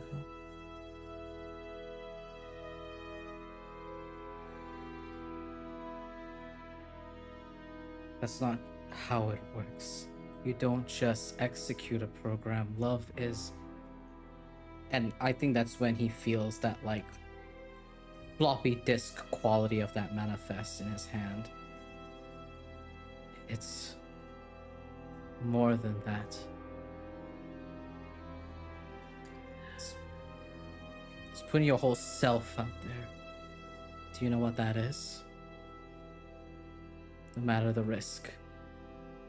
Do you know what risk is? Jericho, tell me about a moment where you risked it all and failed and hurt Santiago in the process.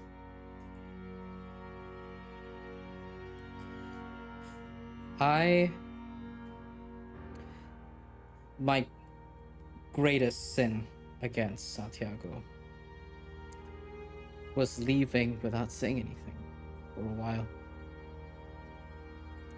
And it stemmed from my failure to be able to protect him from those people who wear the shadows of uniforms that he hates, that he understood and hated and rejected.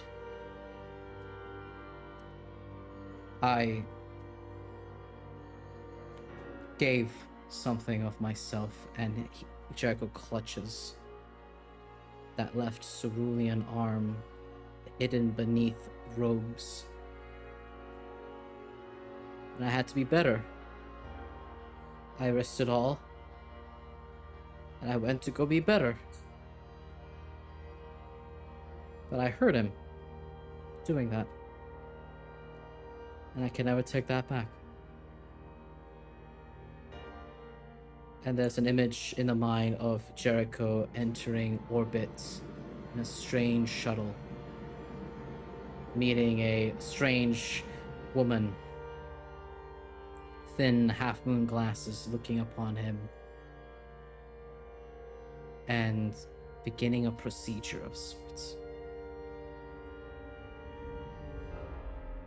And his mind snaps back to this Jericho, not marred by that, just naturally better. He didn't have to hurt Santiago to get here, but Jericho did. And that was the risk he took for his love. And this Jericho was just like, I don't know risk. But I don't know failure either.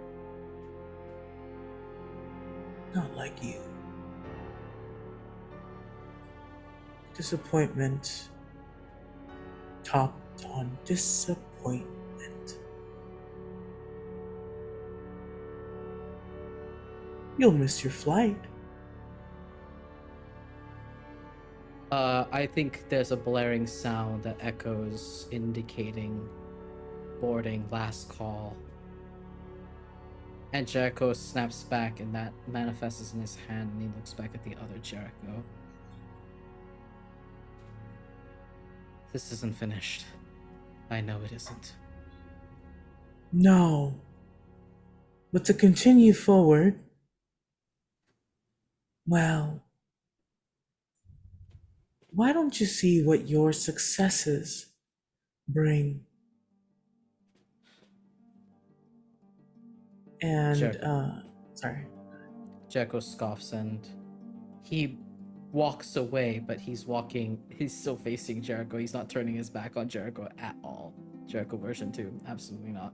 But he will walk away. He raises his pint to you. I'll tell Santiago that you said hello. Tell him I'll come for him.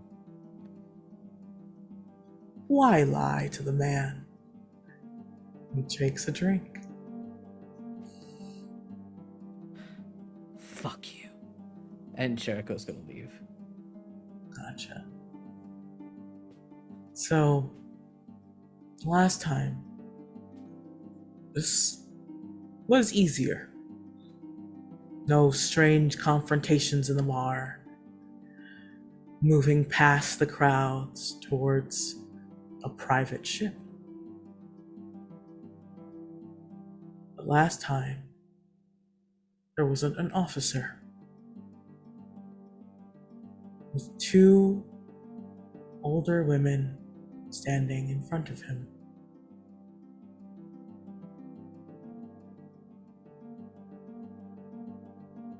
They block the way to the ship. What do you do?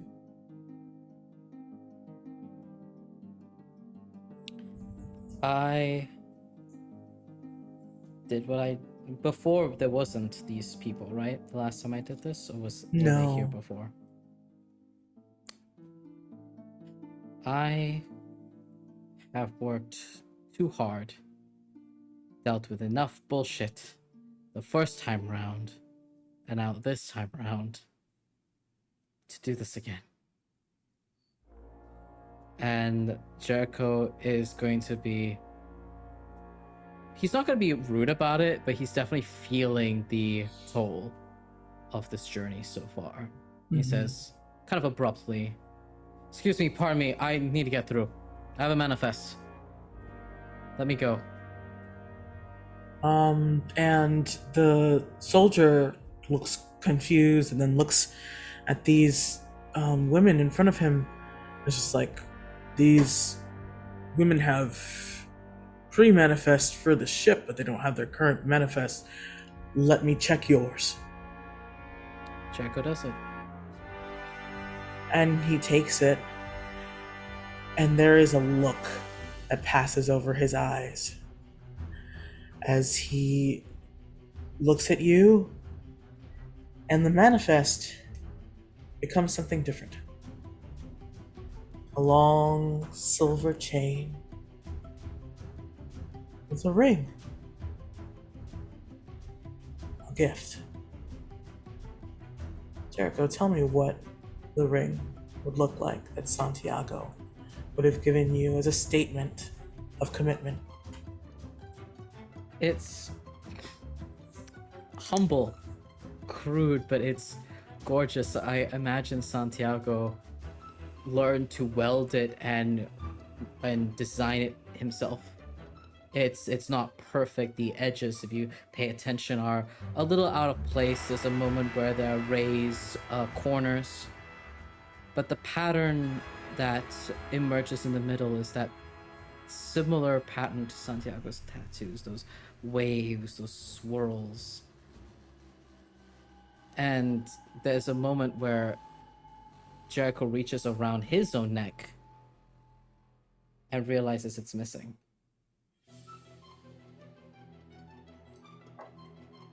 This is not for passage. I am gonna need that back, then. How do I know that you didn't take this from someone? Because He closes his hand over it. It belongs to me. My partner gave that to me, and I need this vessel to leave. Go back to the crowd, sir. I'm not going to. I'm gonna lash out in contempt. Sounds good. I am going to manifest exactly in Jericho's mind the way Emery decked him. I love that. And is going to tilt backwards and throw this punch. All right, this is roll with passion. Yes. All right, let's see. Okay, so that is +1. That is exactly an 8. All right. So you do harm. However, please choose one off the list. And for our wonderful audience, they are very juicy. I reveal a weakness about myself. As Jericho leans forward to punch, he's left-handed. And as he decks with that mean left hook, he grunts in pain as the robes flutter outward and that cerulean sheen of a metallic arm reveals itself. A brand new prosthetic that he underwent because he couldn't protect Santiago when shit hit the fan. So he left to make him better. And it's not fully healed yet. And like many things that Jericho has acquired, this isn't necessarily, well qualified. Above board? Not above board. No. Definitely went to a random person who was like, this is an experimental procedure. And I think that's the weakness he reveals, is that not only is this a secret he's hidden for Santiago or what he has done, but also the fact that it itself is still weak and healing. Does Santi believe that this punch will work?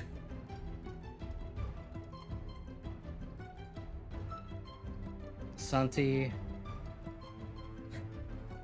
always wanted me to stop playing around. I fucked that up. Does Jericho believe that this punch will work? Sorry. Yes. And I think I will marry that with my answer before of Santiago's always, told him off, telling him he needs to stop hiding behind pretty words and just do the damn thing. No flimsy promises, no flowery speeches, just if you need a deck a guy. be real.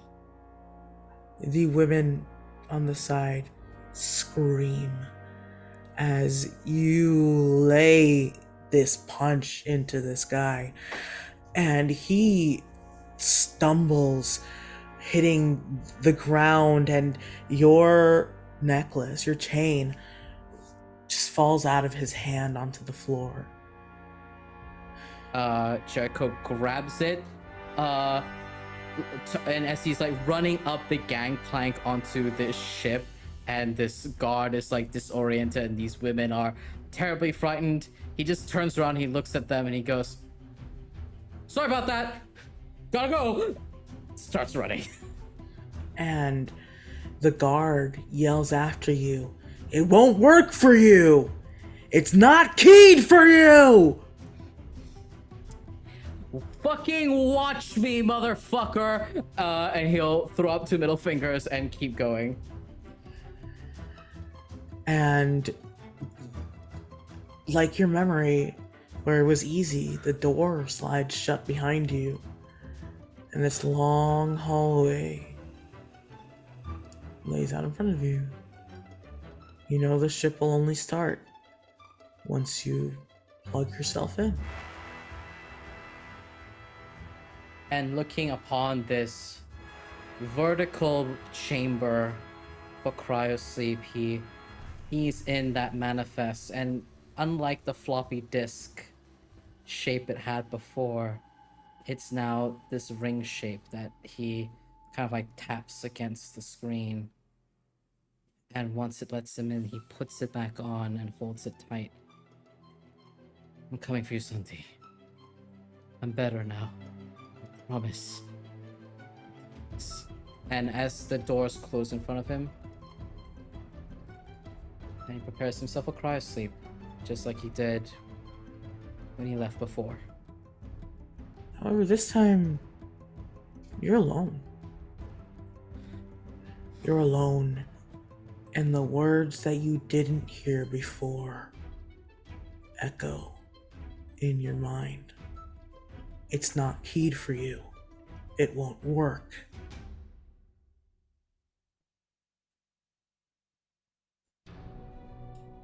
And just that sensation overtakes you as it starts to get colder and colder. It's not keyed for you. It won't work. What did Santi say to you before you lit the candle?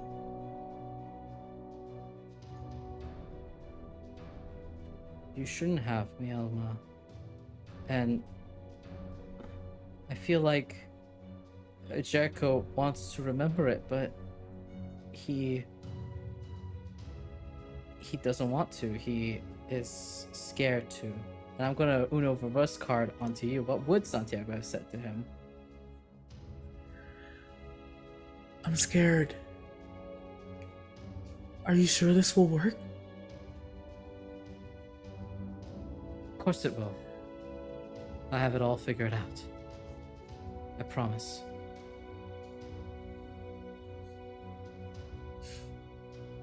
I trust you. And you start to feel your body become stiffer and stiffer. The cold is different this time. Last time was like falling asleep, but this time it's painful. I trust you. It's not keyed to you. I won't let you down. I will not let you down. I am better this time. I will not let you down. And as you start to feel hazy and the window has frosted over, you see a hand. And he is sort of uncovering it and looks in. And it is Jericho. The better Jericho. You already have. And you freeze completely.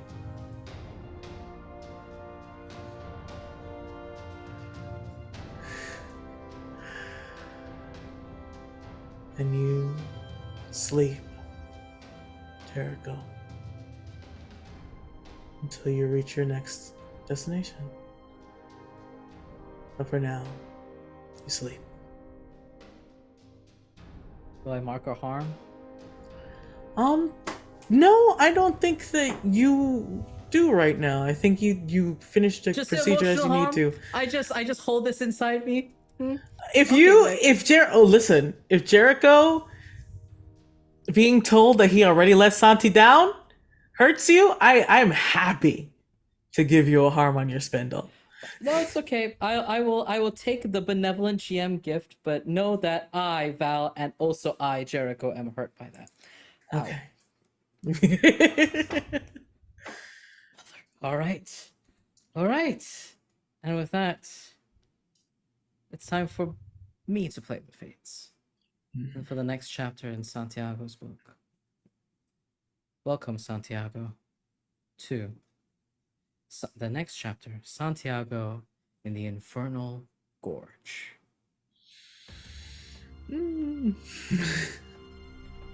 Unlike the sweet-smelling fugue state, the charming little path before, this place is familiar. It's painful.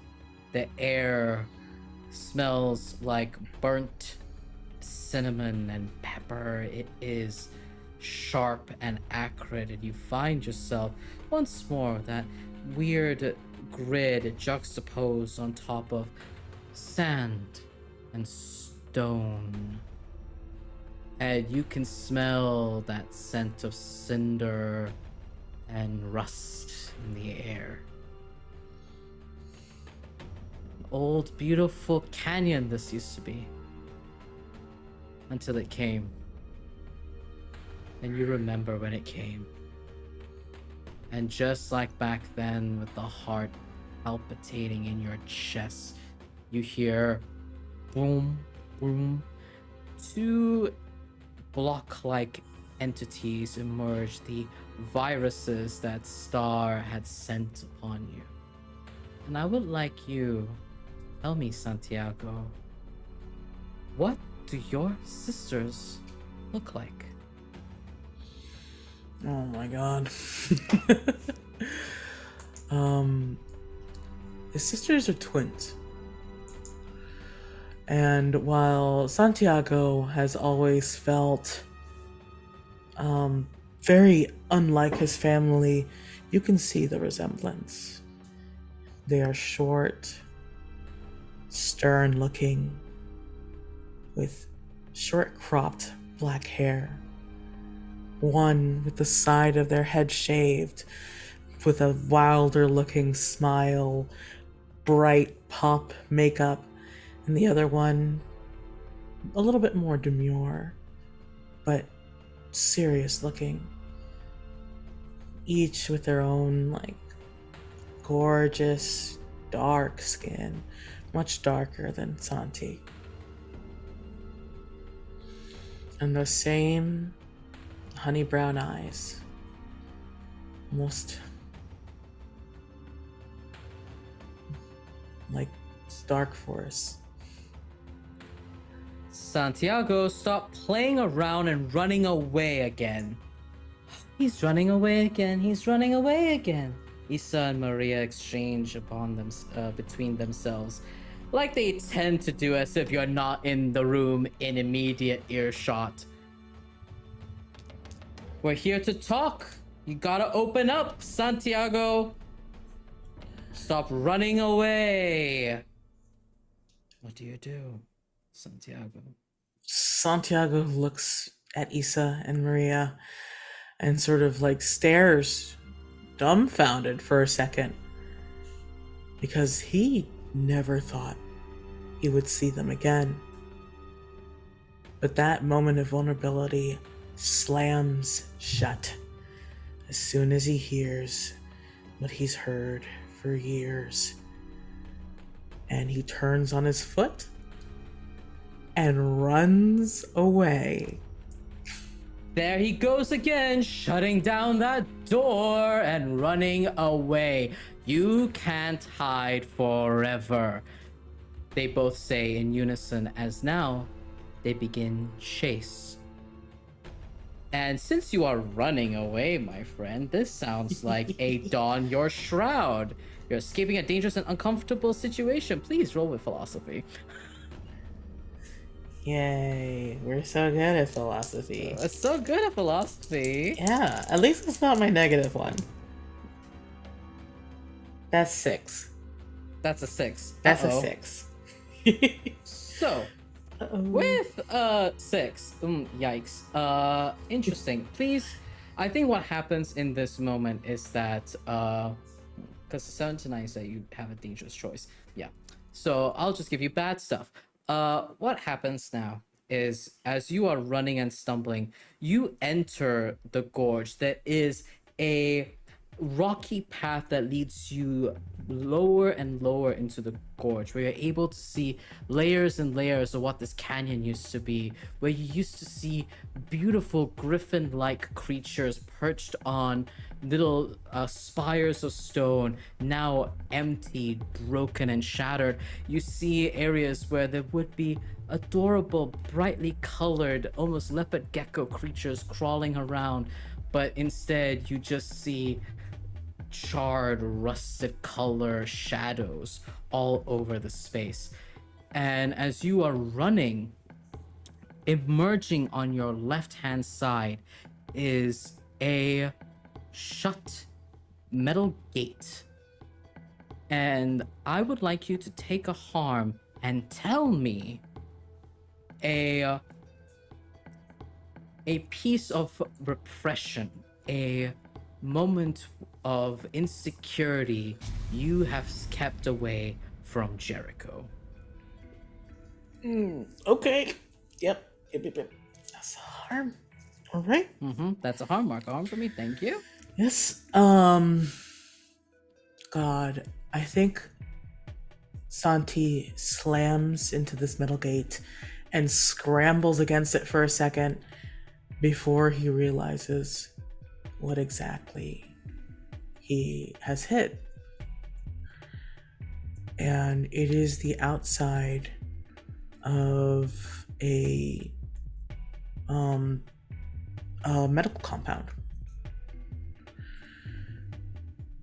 And he was invited there to speak to an old friend, we'd say.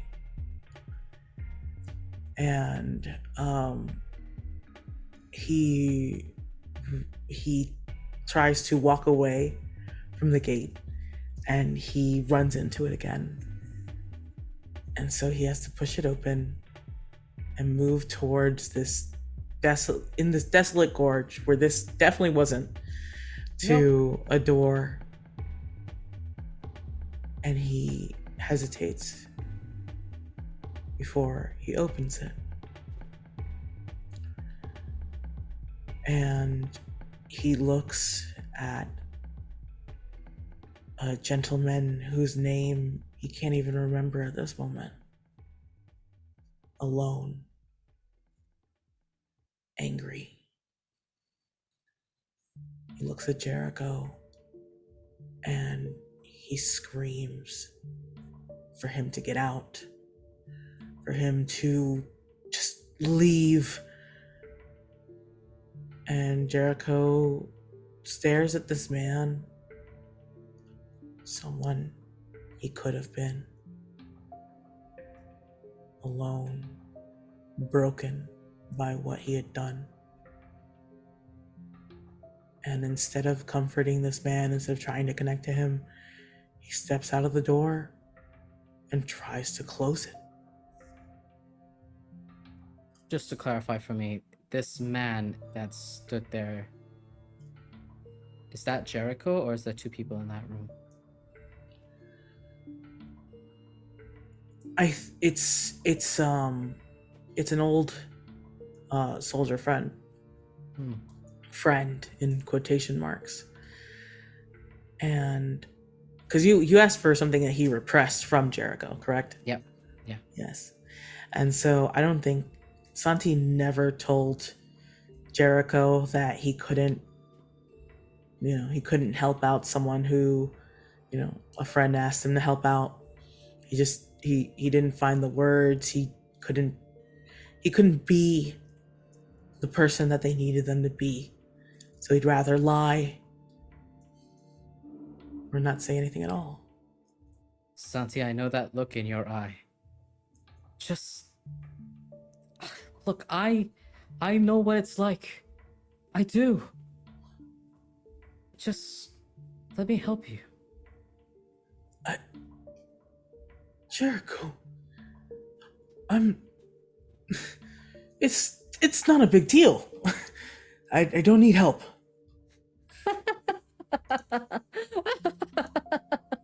Not a big deal, he says. Oh, yeah, I heard that as well, Issa. Not a big deal. Not a big deal. And emerging from the walls, your sisters merge into here. Models apparating from existence. Not a big deal, he says. Oh, that's why you're hiding it so recklessly, so terrified, like a little child caught with a broken vase. How interesting. Does Jericho know that? That you're a liar as well as an emotionally constipated wreck? I don't...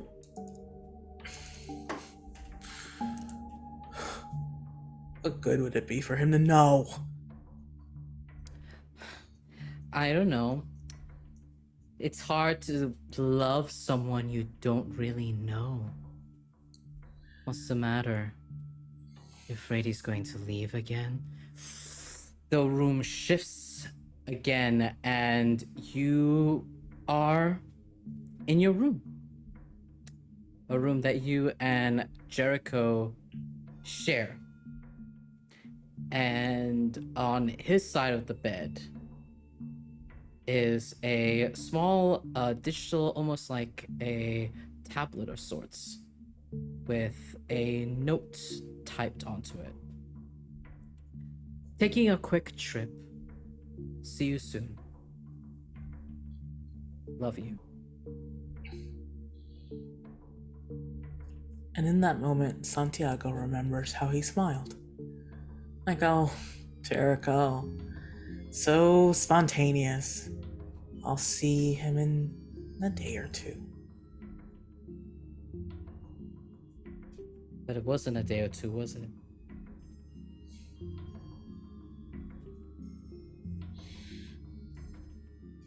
What's it matter? Well, I tell you why that matters, as if hearing your little mumbled word Isa arrives onto the right hand of you. I remember you calling me up and telling me about how Jericho has left on the trip spontaneously, and I heard that voice before. I heard that little mule you had because you clearly felt some type of way about it. But of course, when Maria and I said anything about it, what did you do again, Santiago? That's right. You shut the door, and the door that's in your room slammed shut.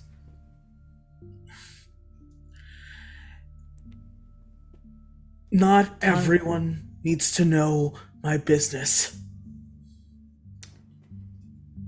You're right, Maria says as she's kind of like finicking with an object in your room. I think maybe one of Jericho's little knickknacks that he's picked up. Huh. But do you know who can never escape? Who can never leave their business? Who will always know their business? It's you, Santi. It's always you. You can hide all of this. And it's almost like the camera expands this room beyond several boundaries. You can hide this from the whole world. But you know fucking what, Santiago? You can't run away from you. You will always know. You will know how lonely you felt. How terrifying you felt. Another voice chimes from the walls. As if sat on top of the walls. Star. Santiago V2. Oh, this is so sad. Oh, if you keep shutting doors in your own face, how are you ever going to find Jericho? That's disappointing. Oh, I really don't like you. So what? Is this like some weird therapy thing? Oh, you gotta be fixed before you can wake up in the stupid new world! Fine. Oh, I'm bad at opening up. Ding ding ding, open my door. Show me where Jericho is. Oh, that's so cute that you think that. That is so adorable that you think that this is some sort of oh, new input, therapy. A screen opens up. Therapeutic practices for humans to process their mental and emotional traumas. Huh. Can't relate. But what I can relate to is being the one person that Jericho actually needs. He doesn't need a little weight around his neck, pulling him down from where he ought to be. Isn't that right, Santi? It's not about need. He wants me there. Does he? Are you telling me that if I were to show up, that he wouldn't sashay his way, swagger and all charm, warmth and gentleness like honeysuckle up to me and just allow me in?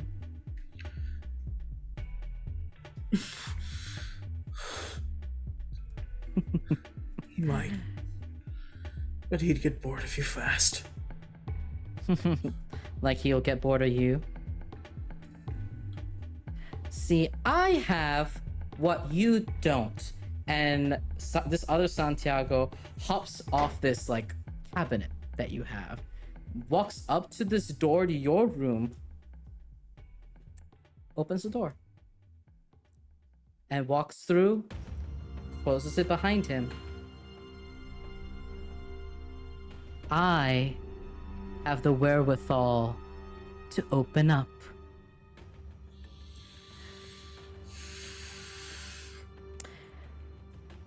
And with that, the room shifts once more.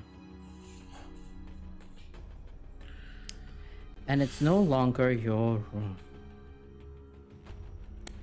It feels like you're deeper into this infernal gorge now. You feel the heat, you feel the rust sweeping at your face. And you see a large wall in front of you. It's gridded like a fence made of fire. Mm-hmm.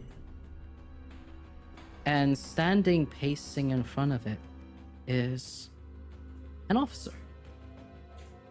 Strong, regal. Tell me, Santiago, what did your superior officer look like? It was so much taller than me. And she just very close cropped hair, red, dyed for sure, with tattoos on her neck that disappeared under the uniform and still seemed so put together. But no jewelry, never any jewelry. She hated it. She hated seeing people with it.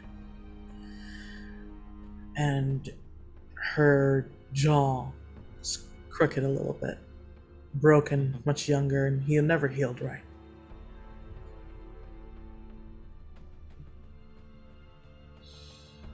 she looks at you through the side of that jaw that didn't heal quite right. And on her arm, from elbow to wrist, flaring out, are flames. A symbol of her power, no doubt. It always felt like in real life that she wielded power in her own hands, fists. This suits her, strangely enough.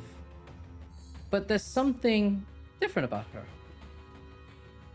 She's wearing something that does not belong to her. She is wearing a scuffed, well-loved leather jacket with a gorgeous emblem sewn onto the back.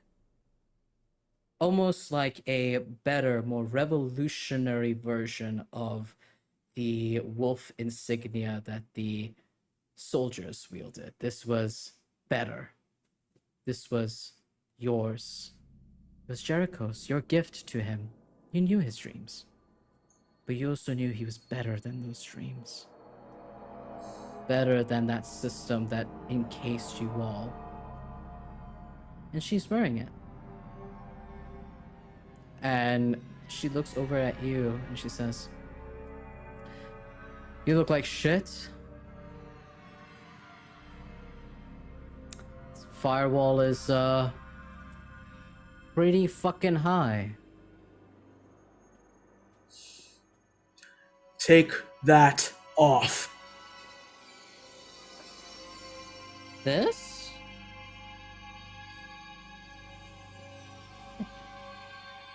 That's interesting. What are you going to do if I don't? Walk away? Like you walked away from me, from my office, from your position, from your training? I took a stand. You did. Yet you won't... Yet you keep that in. You won't stand up proud with it. You took a stand, but all you're doing is hiding behind a little veil of servitude. What are you really made of, Santiago? And I think this entire time he's been wearing sort of like almost like a threadbare t-shirt, right, with a band logo so worn out that you can't even see it anymore, except for like little specks of the print that was on, and jeans. And as he steps forward, it's a thick black denim jacket and motorcycle leathers. And he's got a gas mask underneath, and he growls. And he's like, "I'm made of tougher stuff than you. Take it off." And this officer walks up to you and looks at you up and down and says, "Then prove it. You're going to need strength that is far greater than your repression. What kind of stuff are you made of, cadet? Because if you want to move further down from here, it's not just me you're fucking fighting, Santi. It's you." And Santi grits his teeth. He squares his shoulders. He's like, "I'm gonna crack your jaw the other fucking way." I like to see you try. Go ahead and roll with... Ooh, what would this be? There's Prove Your Love. Pure Civil. It's not... There is Stand Up. I don't think it's stand up because I'm not demanding respect. You're not demanding. You're whacking me. Yeah, I feel like this is a very dangerous situation because this lady is on fire. I feel like Yeah, this I is sure prove am. your love, All right, prove your which love. is a -1 for passion. Fantastic. I love that for me. That is a 7, barely a 7. On a 7 to 9, you hesitate or stumble. Describe a time where your flaws led to strife with your partner. Tell me, Santiago, when has your repression, your fear, your iron wall caused strife with Jericho? I think it was after a rally they had gone to. They had met one, after all. Yes. All that fear and frustration all together. And Jericho maybe met is a strong word. Jericho faced off with someone from his past. Somewhat like this. And instead of standing up, it broke him a little to see who he could have been, to see opportunity wasted. Where there could be love, there's violence. And when Jericho asked what was wrong,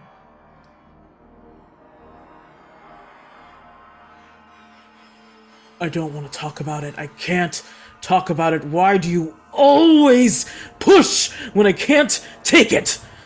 Because this isn't you, Santi. And he's wearing that jacket you made for him. This isn't you. You're made of sterner stuff than this. Okay, I've never seen you crumble in front of anything or anyone till today. So what's going on? I can't help if you don't tell me anything, Santi. How can I talk to you about this when you haven't lived it? You, Jericho, you see sunshine, and I am in the dark.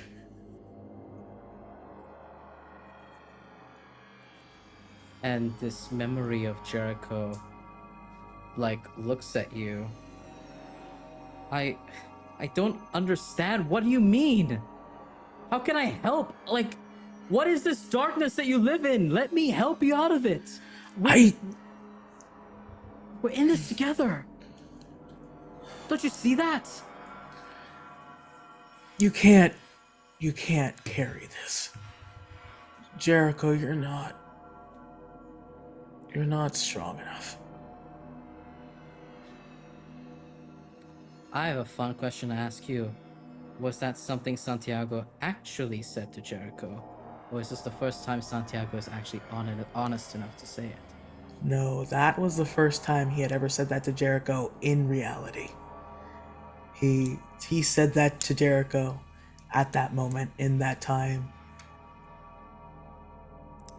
When this moment of clear honesty reveals itself, you hear wires snap. One wire has snapped. I will tell you the cost of proceeding forward with your keepsake. You will have to take harm, but you're going to have to reveal yet another piece of true honesty towards this memory of Jericho. Gotcha. Yeah, I'll take the harm. You take the harm, and as you deck this superior officer and grab hold, she is able to knock you back. And the memory of Jericho, this apparition, is still in front of you. What do you tell him?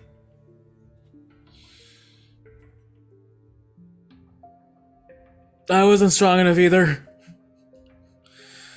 I was drowning, and I'd rather you drown with me.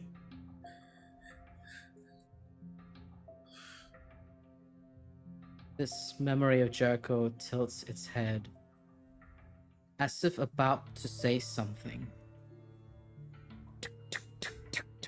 All of the wires snip. In your hand is that leather jacket, and the officer nowhere to be found. You grabbed her by the scruff of the back of her neck to grab this jacket off of her, but she's gone. And you see a masked figure right by the firewall. That is this grand wired fence built out of fire, and this entity is just snipping them. And looks at you. Tilts its head. You can't see its face. It's kind of got a live build. And looks at you. How do you feel, Santi? Being honest about not just wanting Jericho, not just understanding that Jericho might not be strong enough to hold all of the trauma you hold, but that you hoped that they could not necessarily wallow, but be in that. That would be what you need. How do you feel?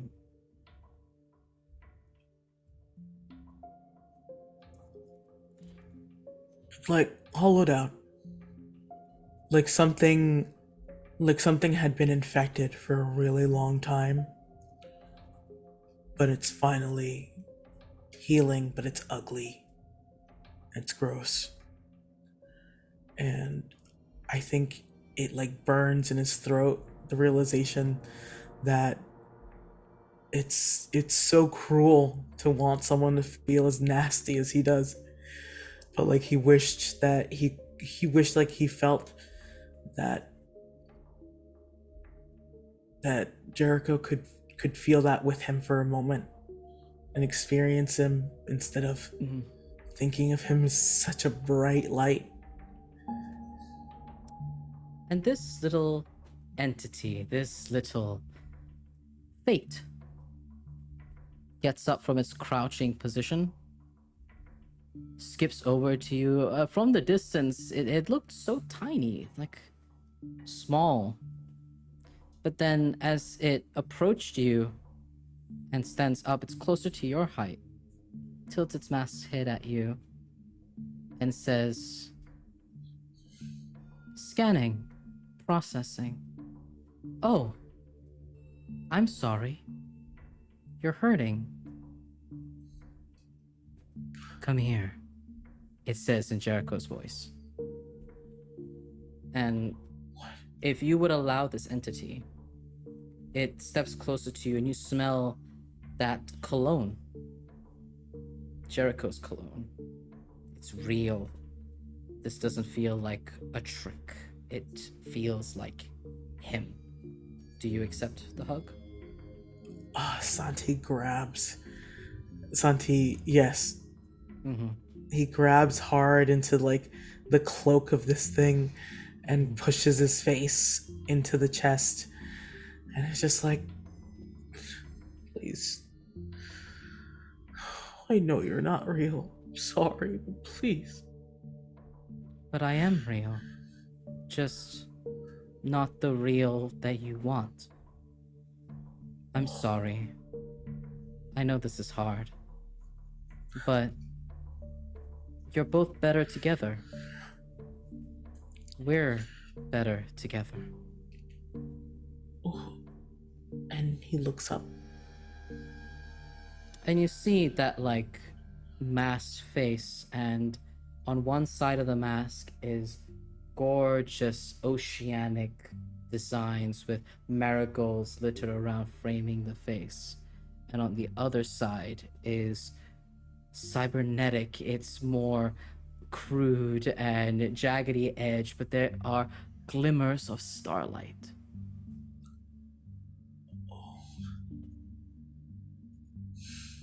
You are very real. Hello.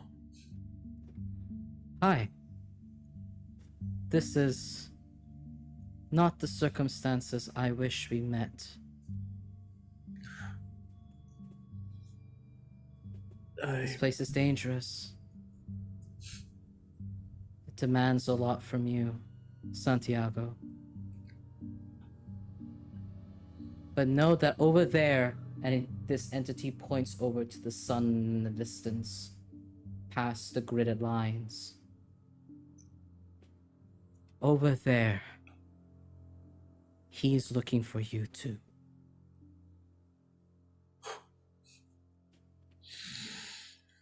And Santi looks like he doesn't believe it for a second. And then he steals himself, but it's not closing. No, not right now. He tries to get up, and he can't for a second because this is too overwhelming. And he's like, "Please help me." Of course. Come. And this entity pulls you up and kind of like ushers you closer towards that open hole in this firewall.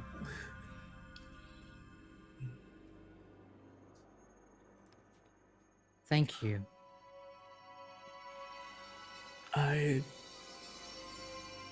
For what? For me. I feel, and it says that clumsily, bright and warm and strong. And I think it's because of both of you. So thank you. Santi smiles. And it's tired. But he reaches out carefully and, if it's okay, puts like a hand on the shoulder of this hooded figure and looks into this mask. It's just like, if you're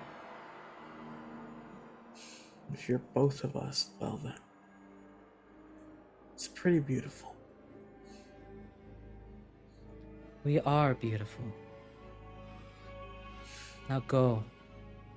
He needs you more than you know.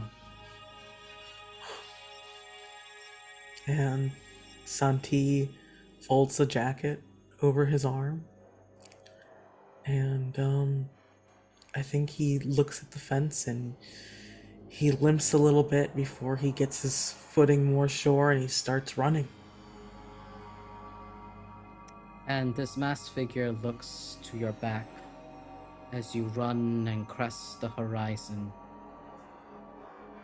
And he hears something. They hear something. And you hear that coy laughter again of Santiago version 2. But you're too far away to hear what she says, but the audience do. That's interesting. You're rebelling. And this entity, masked entity, looks around at Santiago version 2. Goodbye. And it vanishes. And that is where we will end tonight's session of They Sleep Among Stars, our queer sci-fi perspective of Follow Me Down. Thank you all so much for being here. I really, really appreciate it. Ooh, that was a great, great show. I'm so happy we got this out there. And let's head on straight to introductions as well as reminders of stuff. I will start us off. Hello everybody, I'm ValiantDorian. I use him, his pronouns. You can find me all around the internet at ValiantDorian and also SpiritBear. Please enjoy that lovely treasure I just sent you on. And tonight I had the distinct pleasure of playing Jericho. He uses he, him pronouns, as well as the Fates. multiple of them. It's very fun and interesting. And I'm passing it over to Victor. Hello, everyone. I have been your Santiago this evening, and Santiago uses he/him pronouns while I use the he pronouns. And if you want to see more of my wonderful and emotional role playing, you can find me tomorrow playing Miss Lost. You can find us on Thursday playing this game, and on Friday my penultimate episode of Enta Dune Sol, which is gearing up to be very, very wonderful. A sneak peek at the title is Mientras la mundo se derrumba, as the world caves in. And you can find me anywhere at villainvicencio. Oh my goodness, that sounds exciting. I know that I will be tuning in. And just a final reminder, our tech producer for this evening, making sure everything runs smoothly and that I don't have to scream and cry over here with tech and production, is the incredible C. Thomas, who you can find making very trans, very gay art at SeaPlaysRPG. Thank you so much, C, for helping us out. And as Victor has already said, we will be back on Dia de los Muertos on November 2nd to play the second half of They Sleep Among Stars. Will they finally be reunited? Will this tale of grief and love come to its wonderful, happy conclusion, or will tragedy lay for our intrepid heroes? We'll find out on Dia de los Muertos, and we're so excited to see you. Big reminder that They Sleep Among Stars is a two-shot actual play utilizing Follow Me Down, a two-player PBTA game developed by Drowning Moon Studios, inspired by the myth of Orpheus and Eurydice. And you can find out more on Drowning Moon Studios' website and you can use ! Follow Me Down to find details on that. And the music for this actual play is brought to you by Kevin MacLeod of Incompetech Music. He produces royalty-free music and licenses it under Creative Commons license. I hope you enjoyed the songs. You can expect more this coming session that's happening on Thursday. And if you enjoyed the show, please consider donating and leaving us a tip. The funds raised will be distributed evenly to our tech producer and our cast. Use !donate in chat to support us and help us out. It'll be open even in between, so if you would like to donate in between the shows, you may do so. I'm trying to remember if there's anything else I need to plug. I guess I should plug the stuff that I'm in. They Sleep Among Stars is going to be on Thursday, and on Saturday, Transplanar RPG's penultimate episode of Arc 1 Chaos Protocol will be up. We'll be on live on Saturday, 8 p.m. Eastern. Sayer did do a thing, and I play Sayer. I'm in my hubris era. Come see how that pans out. And yeah, it's been such a delight to finally run a show here on SpiritBear and having a SpiritBear AP now. But yeah, thank you all so much. I hope you all have a fantastic evening. I just realized that I should have mentioned raiding. Producer, are we allowed to raid from your end? Because we could probably raid Bad House RPG because they're live right now.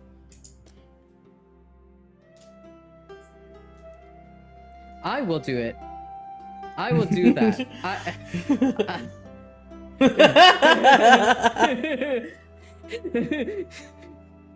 C is in my walls, I love that. C is in my walls, and I'm able to maybe raid Bad House RPG on my side. Yes, I am. They're playing Vampire the Masquerade of Madness over Manila. So go ahead and show them some love and support. And yeah, thank you all so much for being here. Thank you, guys. Hope to see you all on Thursday. No, don't worry. But yeah, hope to see you all on Thursday. The raid is now going off, and yeah, I'll see you on Thursday, everyone. Take care. Bye.